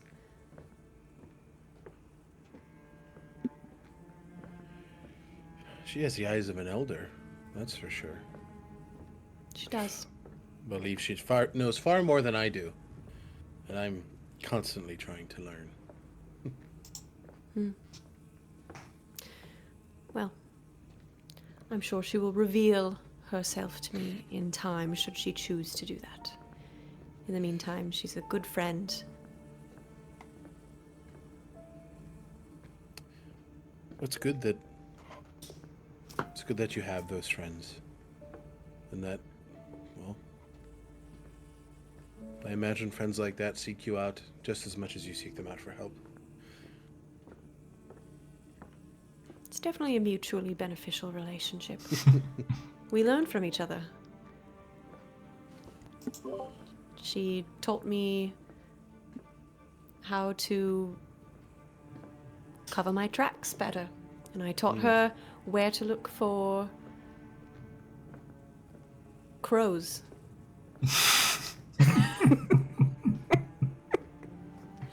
You know, those kinds of things. Yes, those very normal, very... Totally normal ranger stuff. Everybody has that experience, yeah, completely. Yeah. As you guys are considering that, you know, Farryn, as you're looking at Tulka and, you know, you're thinking about all the things this wolf has taught you. You see her kind of lift the head up into the air. She pauses, picks a paw up. The head picks up. The tail goes pretty rigid. She starts sniffing at the air. You see her kind of hop off the path. She makes her way towards some of the mangroves. You can see where the dirt has been overturned. The roots are deep, right? And they kind of like pulled a good chunk of dirt, kind of causing this large trench just along the path. Hops over, and you just see the tail, the white tail, kind of like a swish disappear as she hops over to the other side of the mound. And you look for a moment, and then she kind of reappears, and she's staring at you and kind of like looks at you and then like looks down and points, almost like pointing towards something on the other side of the mound. Adorable. Sounds like Quincy. Oh my god. Yeah, so I say, come, she's found something. And I just trot over to her. Okay. Yeah, Finn follows. Okay. You come over, and what you guys find here actually is looks like a skeleton tangled within the overturned mangroves. You see a large skeleton of a shark. Huge shark. Massive shark. Like the kind of shark that you can crawl into its mouth. Kind of huge. Huge shark, massive shark. Massive shark. I've got the biggest sharks. I have the biggest sharks. You wouldn't believe the size. You wouldn't believe the sharks I have. I'm so triggered. Sorry.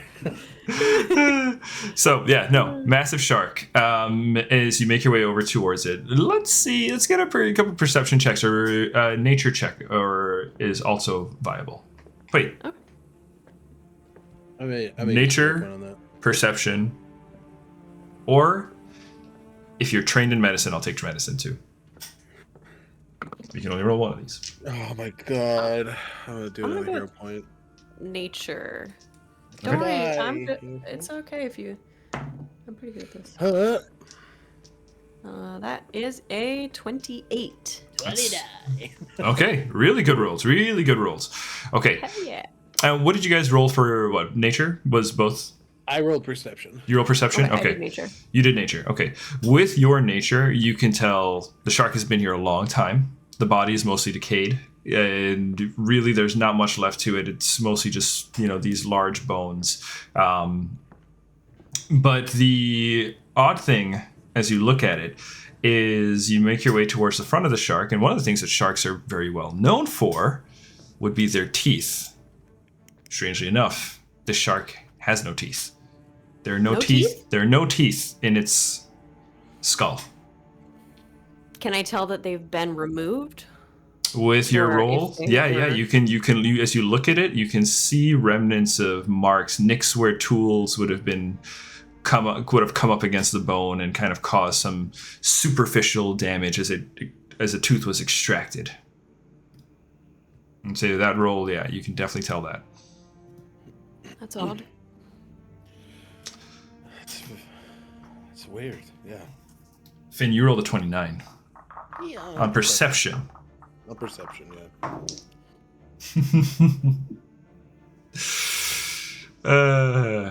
I rolled a natural 1 on stealth.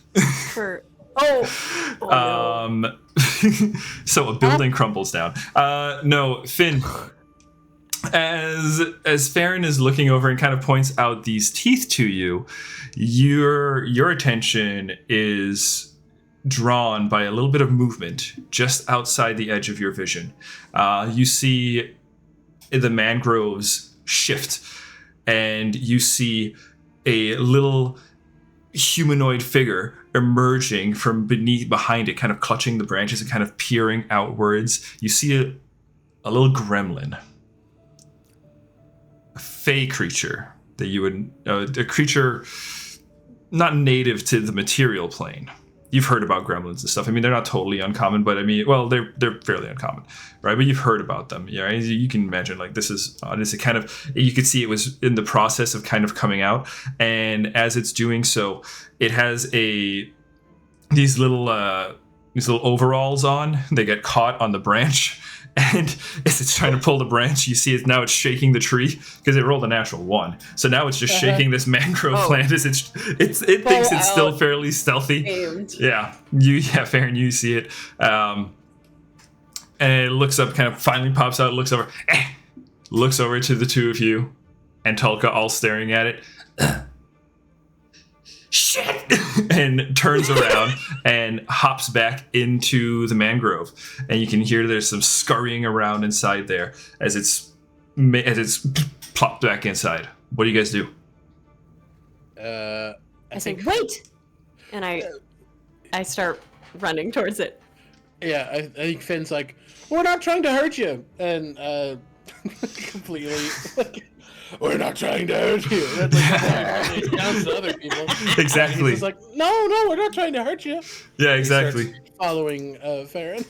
Okay, Finn, you call out. You're not trying to hurt it. The creature, Farryn, you just see it kind of these big glowing yellow eyes. Just kind of peering out through the branches as it locks Finn. Hears the voice, kind of goes, shuts it. It turns around and scoots out. You see it's taking off down the gangplank as it's kind of running along quickly. I'm gonna run after it. Okay, Wait, come back. Finn, you follow? Yes. Okay, cool. Can I get some perception checks from the two of you? Okay. 26. Okay, 26 is good. This little 18. fake creature's like, is that the devil from Yup. the Bible? Exactly. That's pretty much. El Diablo. Diablo once ruled the world. Diablo once ruled the world. It's rare that a bit goes full circle. Oh, man. What do we get for perception checks? 18. 26. 18 and 26. Farryn, I tell you what, just for shits and giggles, quick little marching order. Farryn, you kind of leading the chase here? I guess so, yeah. Okay, you had an 18. Finn, you had a 26. Finn, you spot just ahead what looks like a... You can see just maybe as you guys kind of turn the corner, right? The gangplanks are not necessarily like a straight line. They kind of twist and weave, around the mangroves. And just as you're kind of making your way around the corner, Farryn, you don't catch it, but Finn, you can see up ahead, it looks like the gangplanks have been like sawed away at the bottom, creating a potential pitfall should something... basically, there's a trap up ahead. And Farron's running straight towards it. Can I don't see it. You don't see it, not with an 18. Okay. Can I try and... Yeah, I think I'm just going to try and scoop Farryn up. Sure. I think he's just like, wait! And just like, honestly, just doing a full grapple, like trying to make sure she doesn't fucking fall into a spike pit. Very, very good. Good looking out. Farryn, you step onto the platform, right? The floor kind of gives way, and Finn, you make your grab. Finn, so Farryn, I need a reflex saving throw from you. But Finn, I'll let you do an athletics check here to aid. Okay, so if you get standard aid. Okay, well, don't tell us the result yet, though, until we get Finn's, because it might get a bonus here. Okay. Well, that's a natural 20. Ooh! Plus, you said athletics? Athletics. 32. 32. Oh. That is a critical success there. What'd you get there, I'm still Farryn? using a hero point because Okay. I don't want to waste that beautiful roll. Fair point. Okay, it's a little better. So I get a plus... You get a plus 2. Plus dos. Total. God damn it. Yeah! Yeah, it's a total of 21. Total of 21. Decent roll. I would say you would have fallen in if it were not for the quick reflexes of Finn, who reaches out, grabs you, and kind of like, just as you're about to teeter over the edge, I think maybe grabs you by like the quiver. He literally, I think he just wraps his big ass arm around her midsection and just lifts her up. Like, just whoop. I'm like, what? Oh. Look at that. It would have been bad. Yeah. Oh, the floor and breaks away thank before you, and you can see, there were actually spikes in there too. Oh no! There were spikes in there, as Finn did save you from falling into a spike trap right there, Farryn. You see the creature's up ahead and turns the corner sharply. It looks like it takes a right.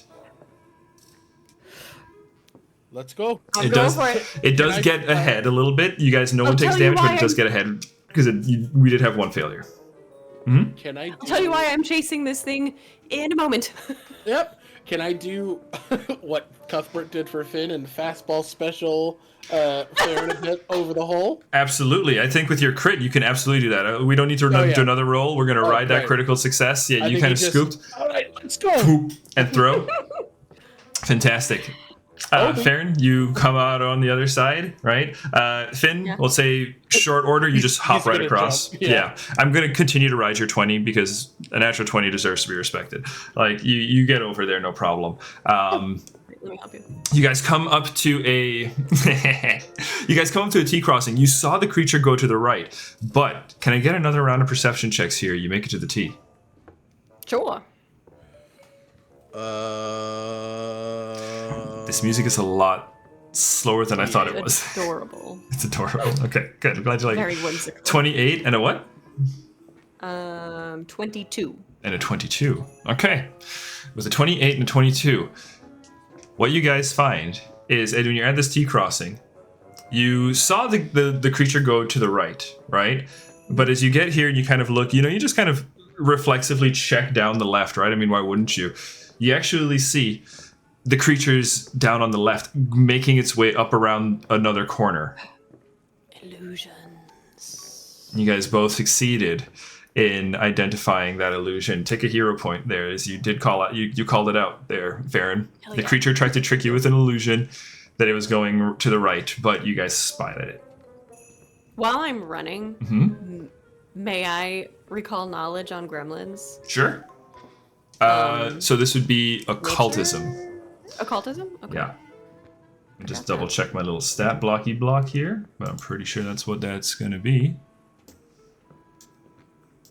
Dun dun dun dun dun dun dun. Actually, no, it's nature. It's even better. Fabulous. It's nature. I am expert in nature. So that's going to be at 25. Okay, with a 25, that's a critical success because this creature is not a high creature level. What you're chasing here, it is a gremlin, but this type of gremlin that you're chasing is one that you are strangely familiar with. It's called a Hanover. A Hanover gremlin is a gremlin that would normally, as you're looking at this gremlin, you can see it's got these kind of like rubbery fin wings as it's kind of like lifting the arm to run. And such like a wings made of an entire Jotun blood fighter. yeah, just little fins. But no, more aquatic is this creature. Given the scene here, you know, a seaside town not too far away, this is an aquatic gremlin that would be a pest on docks. It would, mess with rigging, tie off knots and where they're not supposed to be, benign little tricks, that kind of stuff. Also known to be little thieves. It had Finn not spotted, you suspect it would have tried to steal something from you guys. Yeah. All right. But with the critical success, I'd say you guys, with kind of between the perception and that recall knowledge, I'd say you kind of close the gap, right? You guys can make a check here to try to grab it if you want to, right? Or you can let it keep running. But you guys are catching up. You navigated the trap, you navigated the illusion, and you're just within grabbing range. Yeah. Let's grab it. You gonna grab maybe it? Finn should do the grabbing. Yeah. Can I roll to yoink? You can roll to yoink. So this is going to be an attack roll to yoink. Okay. Yeah. Grapple's an attack roll. 30. Oh! Don't crush it! It's a low level. Through the gremlin. He reaches for it and just smacks it away. I grab it and. You grab it and pulp it. Oh god. No, but that is a critical success. This creature is not very strong, it's a low-level creature, but you are able to Finn as it is making its way around a bend. You kind of watch where it's going. You kind of you're tall enough that you can see over the mangroves, and you see that the path kind of winds. So you just kind of you cut the distance, and just as the gremlin is running by you, you just kind of reach out and just pick it up at the shoulders. It's still running. The legs are still kicking as it's. Wait a second. Adorable. You hold it up, and it's like the size of your head. Hi there. Hello. We don't want to hurt you. No, we don't. Don't be frightened. We're not going to hurt you. Okay. I'm Farryn. What is your name? My name's Lil John. What? What? You're not gonna hurt me, okay? Oh my god, that's hilarious. Well, Little John. This is better than Sparkle Fart. Little John the Gremlin. Have you seen a hut in these parts, this region? And I look to Finn, just giving him a look of like. Finn just nods. I'm Finn, by the way. Lil John looks at you and goes, "Hot. Okay. Yeah. Hero point for David. You said hut, and I was just like, that's exactly how I say what. Oh my god. Yeah. Okay. Jesus Christ. Okay, I'm not going to do the Lil John voice the whole time. Yeah, Lil John's heard of the hut. Great. He says, "Yeah, have the big man put me down, and yeah, I can take you to the hut. Just don't kill me, please." I'm We won't kill you. We're not going to kill you. make it worth your while, were you looking for anything in particular? Yes. What you got on you? What an interesting question. With my recall knowledge, do I know anything about like what gremlins like? Do they like shiny things? Do they like food? They definitely Anything at all? Honestly, so gleaming. I'll say to kind of riding your nature check and your really good check on the gremlins. Things like shiny things, coins, for example, seashells, and as Finn, as you kind of hold this person up, you can actually see there's a very shiny little seashell necklace, that's kind of adorning them.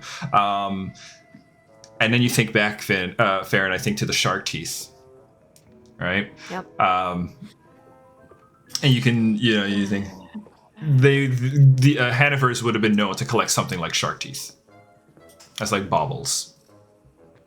Yeah. Finn puts Lil John down. I have. Can we say I have the this might be too weird. Can I? So remember the crow that I shot at the beginning of last session? Sure. Yeah. Beginning of yeah. That was the same day. Yeah. I don't know if I. No, never mind. I'm not. I think Tulka would have probably eaten whatever you didn't use. Yeah. Okay. Right. I don't have any. I have a. Can I give him? Do you have money? I'll say too. Again, you do recall money is an option. It did like coins. Yeah. Okay. Shiny that's things. True. Let's just go with that. Look, a gold coin. Oh. All right. Hold on. Oh. You have to lead us to the hut first. And I've got some pretty shiny rocks that I can make into protective stones if you like. There's a little bit of a shiver as you address the creature. Okay. If you got... Thank you! No, thank you! Maybe. Depends how shiny those rocks are. Oh, they're very shiny. But, okay. Coin for the hut. Okay. Damn it. All right, lead the way. Do you give the coin? No. Pay up front. The agreement is you lead us to the hut, and then you get the shiny things. Hut first, then shiny things. Intimidation? Intimidation. Do it. Farryn, you can aid here as well. Okay. If you want. With intimidation would have to be the roll as well. It would have to be okay. Yeah. I can. I'm not trained. Can I? You can attempt it. I mean, you're still tall, looming, and Finn's quite intimidating as well. Ooh, it's a 19. Okay. There you go. And that's it? That's the flat roll? Yeah. Plus anything? Okay. Nope. No charisma? I'm just checking. Okay. All right, 19. Unfortunately, 19 doesn't make it. DC is 20. Poop. So, sorry. Finn, what'd you get? 22. 22 is a success. This creature is also already quite intimidated by you. I believe, doesn't that the Outcast Curse give you some sort of bonus to intimidate? I think it was advantage. Advantage, yeah, something like that, yeah. I'll roll one more time because I didn't roll with advantage. Yeah, go ahead and roll with advantage. That's way worse, so that's fine. Okay. But 22 is still a success. It's not a critical success, but it's still a success. And the creature just kind of looks at you and goes, okay, all right. Just don't kill me. And okay. Damn it! You guys follow Lil John off of the As we're following, I think I'll take this opportunity to just kind of whisper to Finn what's going on, so that he knows what we're doing. So I say, okay, so I may have gotten a tip that someone or something in or near this hut knows information about the Everseed. That's good. From where? I'll tell you later, but I want to follow this lead. All right. All right. Thank you.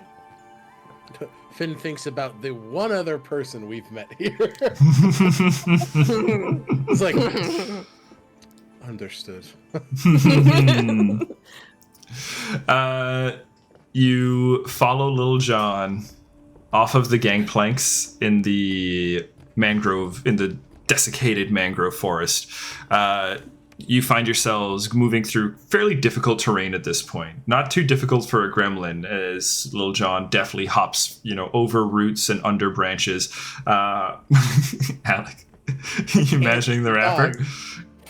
Yes, I literally Hopping can't around stop the seeing Lil mangrove. John just hopping around helping us find this hut. Dude. I think that's not a bad description. Definitely, this gremlin also has dreadlocks and a grill. Incredible. As it Oh my god. The gremlin definitely has a grill. It's actually got a shark tooth grill. He's the coolest. It's got a shark tooth grill and dreadlocks. It looks like a little shark. Little Shark is what you should have been called. So Lil John Shark leads you through the mangrove. Again, becomes kind of difficult terrain. But as you guys make your way over, branches, broken boughs, trenches, dried swamp, you start to see just beyond the trees a hut. And a fairly nice looking hut. It is... You see a stairwell made out of, natural woods. I mean, the stairwell looks like it's like branches. It doesn't look like worked wood. It looks like branches that were manipulated to form a stairwell. That goes up to the second floor. There is a balcony that seems built within the tree itself, as well as a hut. And you can see a little awning, a nice balcony up there as well on one side. It's kind of like a little split level hut where you got like one level balcony, then boom, the hut, and then another balcony kind of jutting off the side of the hut. And before this kind of fairly big tree, you can see what looks to be a bubbling cauldron. A cauldron, on a fire. Bubbling away happily, just blop, blop, blop, blop, blop. You can see there are tables kind of creating a little cooking space. Tables are covered in cloths, foods, cooking utensils, and as you're walking closer, you see as knives are picked up. And I'm just saying the knives. Nothing's actually picking up the knife. The knife seems to just lift of its own accord and begin chopping at vegetables. You see a cutting board now with those chopped vegetables floats over towards the cauldron and dumps splash, splash, splash as they slide in. And you can, as you're making your way forward, you see other Hanover gremlins kind of appearing. They don't all look like Lil John, but you can see, different individuals of the same species. You also see other fey creatures. You see a small little several small individuals that look to be like branches come to life. They look to be, actually, better description would be intertwined branches come to life. Imagine taking like several branches and kind of twining them up into limbs, into a torso. So it looks kind of like, a little woven doll made of tree branches. You got leaves kind of jutting off of different points. You can see the grain of the wood. Some of the knots kind of form little lopsided eyes. There's no mouth. You can kind of see them moving around on the canopy above you, ducking underneath the mangroves. Both of you being a ranger and a fighter, both kind of things that you might notice immediately, is they're wielding little spears made out of sharpened other branches. I don't know if that's cannibalism at that point. Not even. But savage. You can let's get another nature check for those, Farryn. Nature? Yeah, Finn, these guys would not have been anything you would have seen in your neck of the woods. You're a little far north for these guys. Oh no shit. I got a 21. 21 identifies these. These are not high-level creatures either. These are called twigjacks. Twig Jacks. Twig Cute. Jacks. And they are just, they do have a reputation though with a 21. Twig Jacks, even though they may look kind of cute, Rangers don't like them. They tend to be cruel pranksters, mean little pranksters. You often warn folks against these kind of things if they were heading out into the wilds. Okay. I flip the coin to Lil John and tip my head to Finn and say, keep your coin purse close. These are tricksy creatures. Finn just leans into Farryn. Understood. I don't have any fucking money. Just keep your stuff guarded. Yes. Understood. Finn, you'd see as you're moving around, as Farryn gives you the warning, a lot of the Hanovers would initially kind of like go from sizing up Farryn. You could see them with kind of a gleam in their eye, like, oh, maybe there's an opportunity. Maybe she'll let her guard down, and they're kind of plotting. And then you see they kind of look over towards you, and they catch your eye, and they're like, yeah, maybe not. We're chilling. We're good. Come on in. Today might be a loss. Yeah, today's not the day. Incredible. Farryn, Finn hates the fact that people are looking at him this way. Alec? On the other hand. This might be okay. People don't want to try us? Okay. As you guys get closer, So, yeah. you get closer, and Lil John stops you right by the cauldron and says, to no one in particular, just, all right, Avi, I brought a couple more for you. Avi. They're looking to trade, right? That's what you're looking for. Why did you guys want to come to the hut? Yes. What?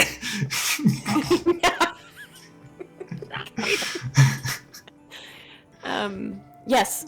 We're looking to trade. We're looking for information. You see there's a little shimmer of light just in front of you, just beyond the cutting board. And what is revealed to you is, I want you to imagine a small entity, kind of roughly the size of a child, except it's not a humanoid. It's like a small, puffy, grumpy cat.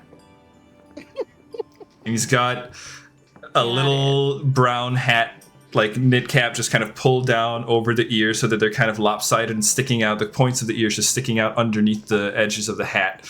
You see the sad, droopy eyes like looking up at you.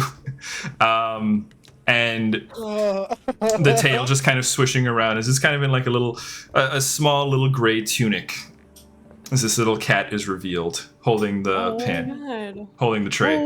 It looks you up and down. Hello. Is this your hut? Holds up a paw, moves away, places the tray down, comes back towards you, and looks to both of you. Finn, this creature does not seem intimidated by you. You muted. A relief, honestly, at this point. At this point, yeah. This is something about this creature. It seems to be not worried about its safety. It's not concerned about it. It feels confident, I think.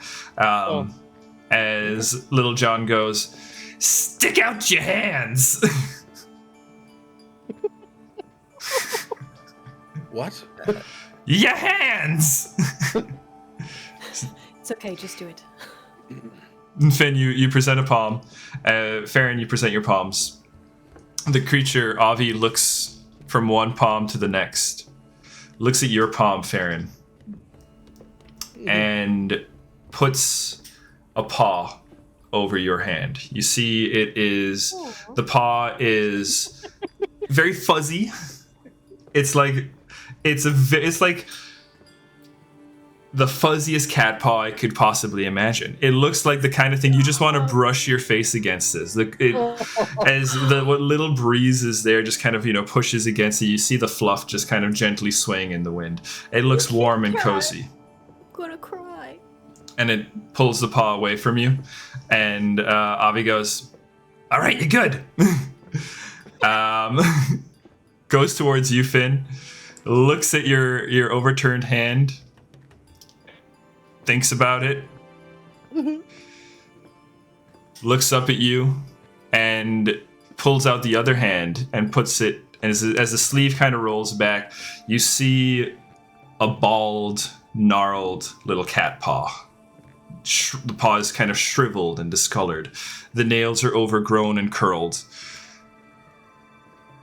As it places that paw over your palm. And Avi looks and goes, ugh. All right, though. Avi says you're good. Says, looks and goes, your reaction and goes, yeah, I'd just be careful going forward if I was you. Careful for what? I don't know. Bad paw, bad future. Anyway, come on. Okay. All right. Look, I just want some information. I have some questions. Avi's just the guard. If Avi's willing to tell your future, then you're good. Then you can come upstairs. But Avi don't talk. I'm the verbalnacular one, as you can obviously tell. What am I doing with this voice? I don't know, but I love it. I have no. I want to go back to Lil John. You have a way with words. So we go upstairs. Is the hut upstairs? Yeah, ladies in. Come on. And brings you upstairs. As you guys climb the stairs, you find yourselves now inside the hut proper. And inside the hut are lined just bookshelves. Lots of books. Finn, the bookworm in you, I think, just kind of ding, ding, ding, right? As you just see shelves upon shelves of written materials. You see tables. The room looks cluttered. This looks like a room where clearly somebody who loved books and writings did live here, or lives here. But the only individual in the room laying on a bed is as you come forward, you see humanoid in shape, but as you get a little bit closer, you can tell not a human. You can see the skin is not skin. In fact, it is bark like a tree. You see the hair is not hair. In fact, it is branches with leaves, as the individual laying on the bed that kind of writes herself to address you is a dryad. Whoa. Okay. And the dryad, you can see something about this individual as you look at the bark that makes the flesh. There's age here. It's an old dryad. You can see there's like deep grooves. As you step forward, he calls out, I see Avi was welcoming to you both. My name is Nepeta. It Nepeta. is a pleasure to meet you, Nepeta. Thank you for your hospitality. Yes, thank you. I'm Farryn. This is Finn. Farryn, Finn. Don't know you from around here. Are you new to the region? Yes, we are. Yes. Only passing through, really. It's a difficult time. Indeed. That's why I'm here, in fact. Oh, And what can old Nepeta do for you, darling? Well, I was wondering if you knew anything about the legendary Everseed and where one might find it. As the question is posed, before it can hang in the air for long, you just hear a, "What?" Settle down, Little John. We knew others would come asking for it. Eventually. You okay, Alec? I didn't anticipate it one more time. Why don't you wait outside? Okay. Can't handle the truth. Little John waits outside. Oh god, okay. Excuse Little John's enthusiasm. No, it's endearing. It's incredibly endearing. It's adorable, in fact.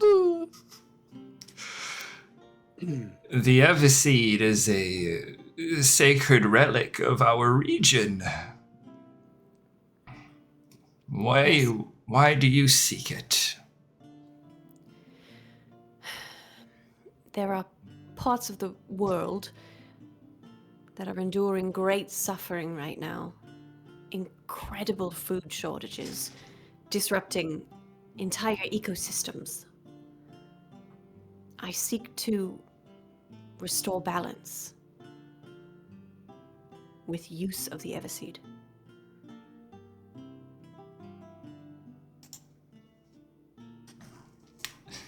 The Everseed has dwelt within these lands for many millennia.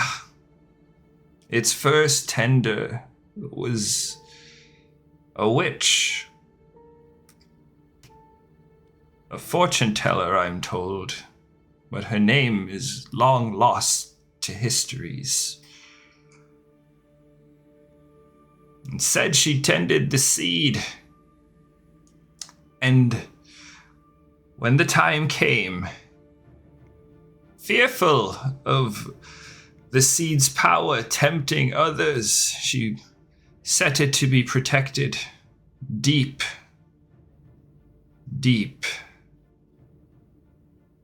within a hole where the sunlight will never reach it. The seed has been locked in this darkness for far, far too long. And I am desperate for it to see the light of day once again. You speak of balance, and I appreciate this. Do you mean to restore balance here as well? For if you take the Everseed, what is to become of this land?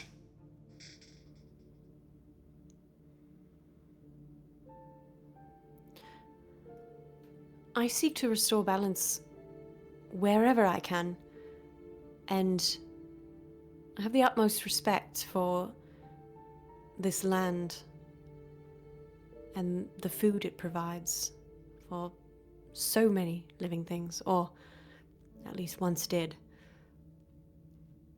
But specifically, I seek to restore the mystial savannah where the Terraphants roam. We've experienced great loss. The herds are very thin. The gnolls are taking over habitats, and many, many creatures are suffering.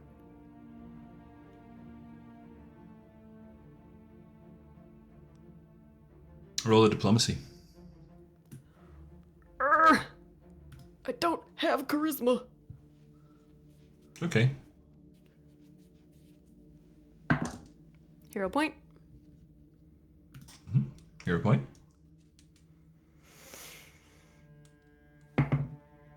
Fuck! Using another hero point.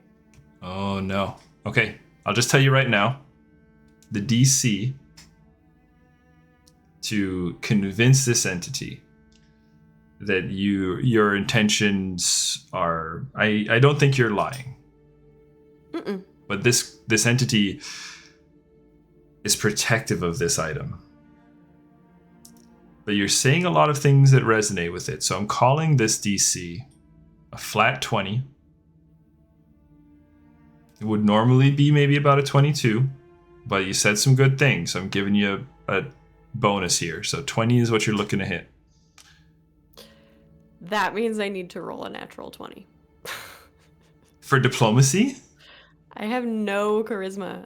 I'm untrained in all the charisma skills. Damn. Okay. So You can roll it. let's see what happens. I mean, that will just if you want to spend the hero point or not. Given the topic at hand, would nature be applicable at all? Ooh. I could see an argument for nature. Because it's like it. I think the things, and obviously, like, shoot me down. I'm not running the game. No. But like, my mindset Pitch is it. like, they're both talking about the impact on nature. They're And both I talking think, about the like, impact on nature. Like, yeah, I think it's a reasonable appeal. But, Yeah. I mean, that's up to you guys. Tell you what, let's holster the dice for now. Let's play this out a little bit more. Okay. Okay? Maybe this affects the DC. I see what you're saying. But this creature is... Absolutely.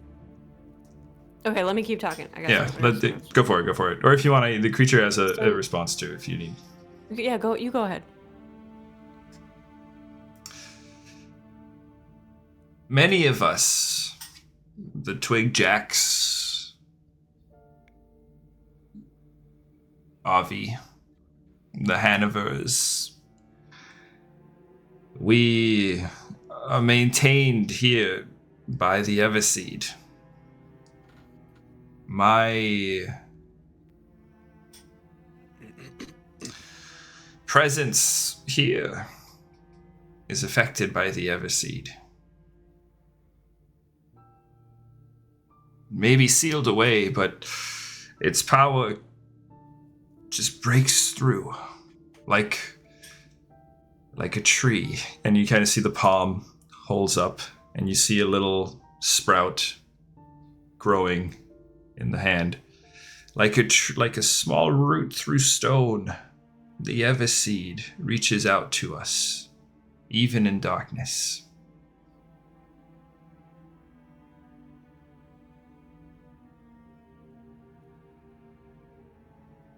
This seed has the power to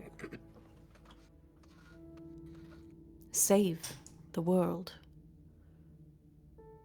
I believe that. If I can get the habitat of the savannah back to a healthy place, the Terraphants will roam again. They will graze. They will spread seed. The birds will re-inhabit the grasses and spread seed even more. It will reach the entire continent eventually. The savannah is an ideal place to plant this seed, not just for the Terraphants, but for all the creatures of Histaeria.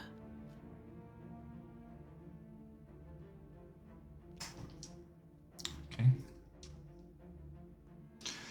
She looks at you. The eyes hollow in the tree. You know, it's kind of like a tree mask almost. As they stare back at you. I believe you. But even if I wanted to help you, even if I told you where the Everseed is held, how would accessing it would be impossible. The witch kept it safe within a treasure hold designed by giants. Only a giant can open it. Looks towards Finn.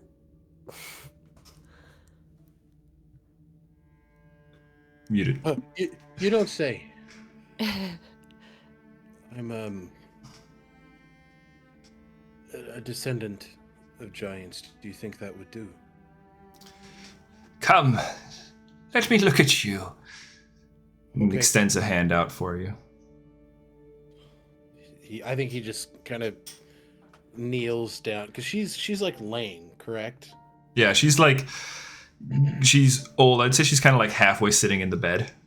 I mean Finn's huge, so I think he just like he's not like kneeling on the side of an elderly person's bed is not like an uncommon thing. I think with like Elda, his grandmother, like Yeah. I think Finn is very used to making him small for matriarchs. Like I think this is like okay. Kind of sits, legs crossed, and just kind of presents himself.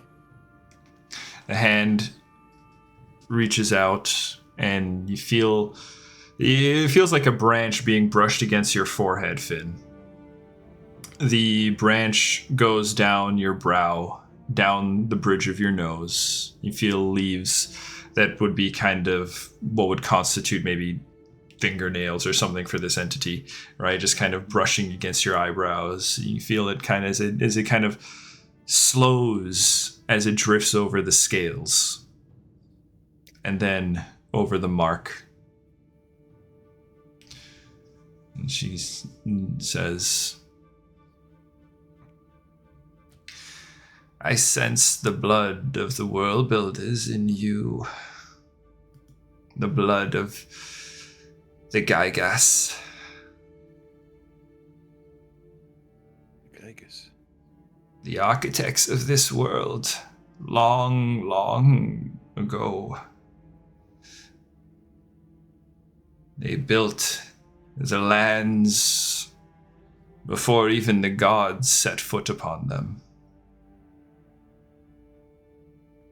They were the original tenders of the Everseed. And when the witch, the maiden, the witch of the moon, buried the Everseed, she was said to be returning it.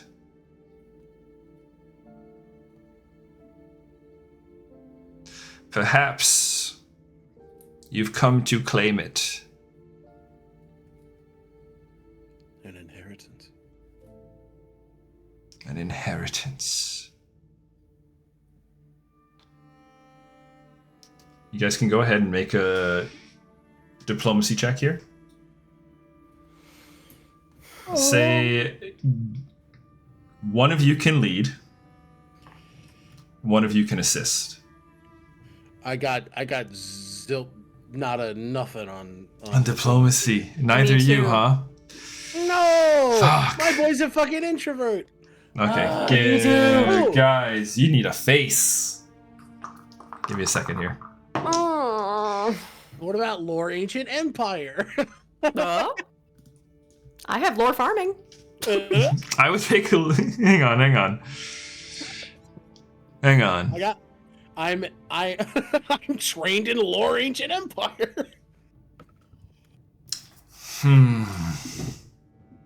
How about if go ahead.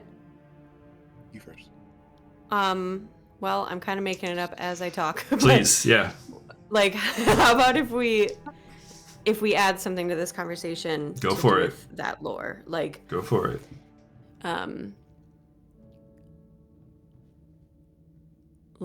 Okay.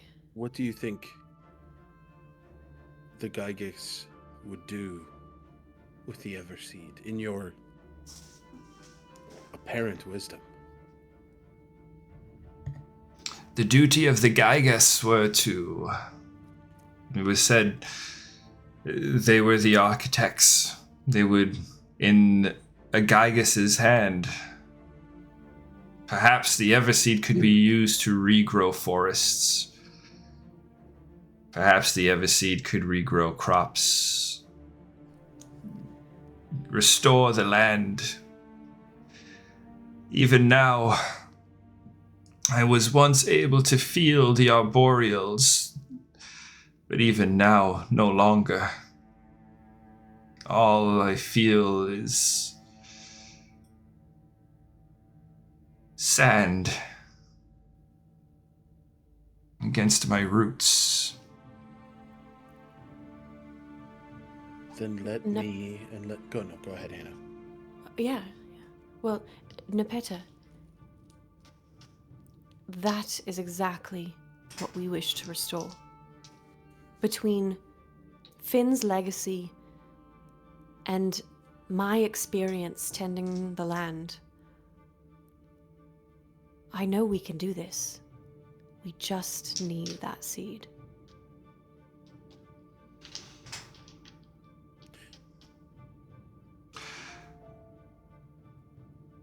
I believe you. I will tell you where the seed is. On one condition. Before it leaves this region, bring it here. To me. So that we might bask in its glory just once.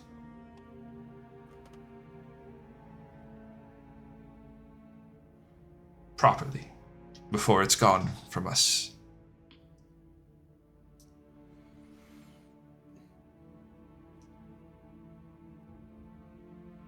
We can do that. You give me your word. Yes, I give you my word. You have it. Holds the hand out, and for both of you to hold, kind of pulls your hand, Finn. You see the hand kind of moves down your body, scoops up your hand. The other one reaches for yours, Farryn. You offer it? Yeah. Pulls the hand over. Your two hands overlap, and between hers, and you see as the fingers elongate and grow into roots and vines that kind of entangle you both up to the forearms. And the voice speaks just a little bit stronger, maybe even a little bit younger, and goes, "Do you swear it?" I swear it. I swear it. You see there's a brief flash within the eyes. The grains of wood on the flesh just briefly illuminate. There is a wind that kind of just moves through the hut. You hear it as it just kind of goes past. You hear the rustling of leaves, as if the very tree house that you are in is responding. And she says, "It is done."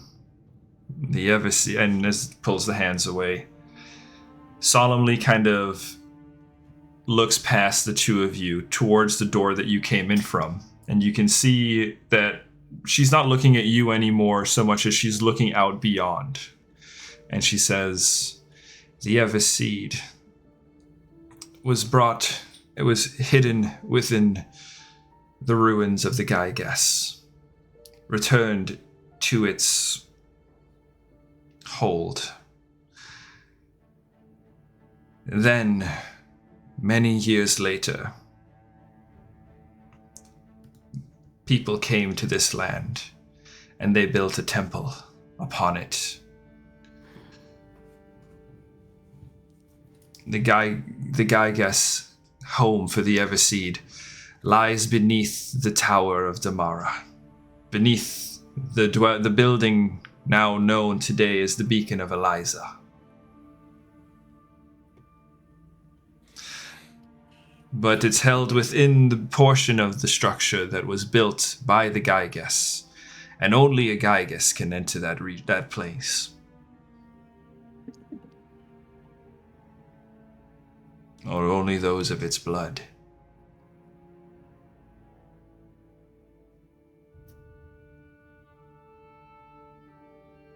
So Farryn, yeah. Thank you, Nepeta. You may have just saved the continent.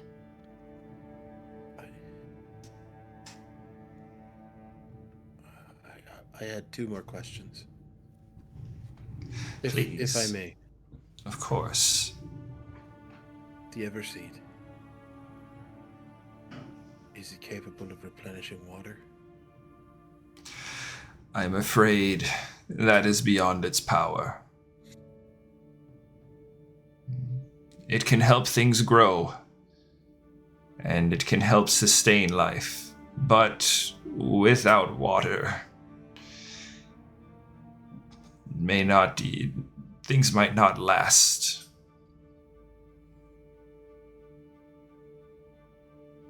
Understood. My final question. Would you allow me a glance at some of your tomes? I am a learned man, and I feel the more I know, the more I can help, the more I can do, the more I can teach. And you, Nepeta, seem like one who is intent on teaching. Allow me that same courtesy. You may browse this collection. Rightfully, it is not mine. I inherited this abode. Those of us who carry on the lineage of the old witch who protected this town. These are her books and charts. We who follow in the phases of the moon maintain it in her legacy. It is our inheritance. And a man like yourself is certainly welcome to it.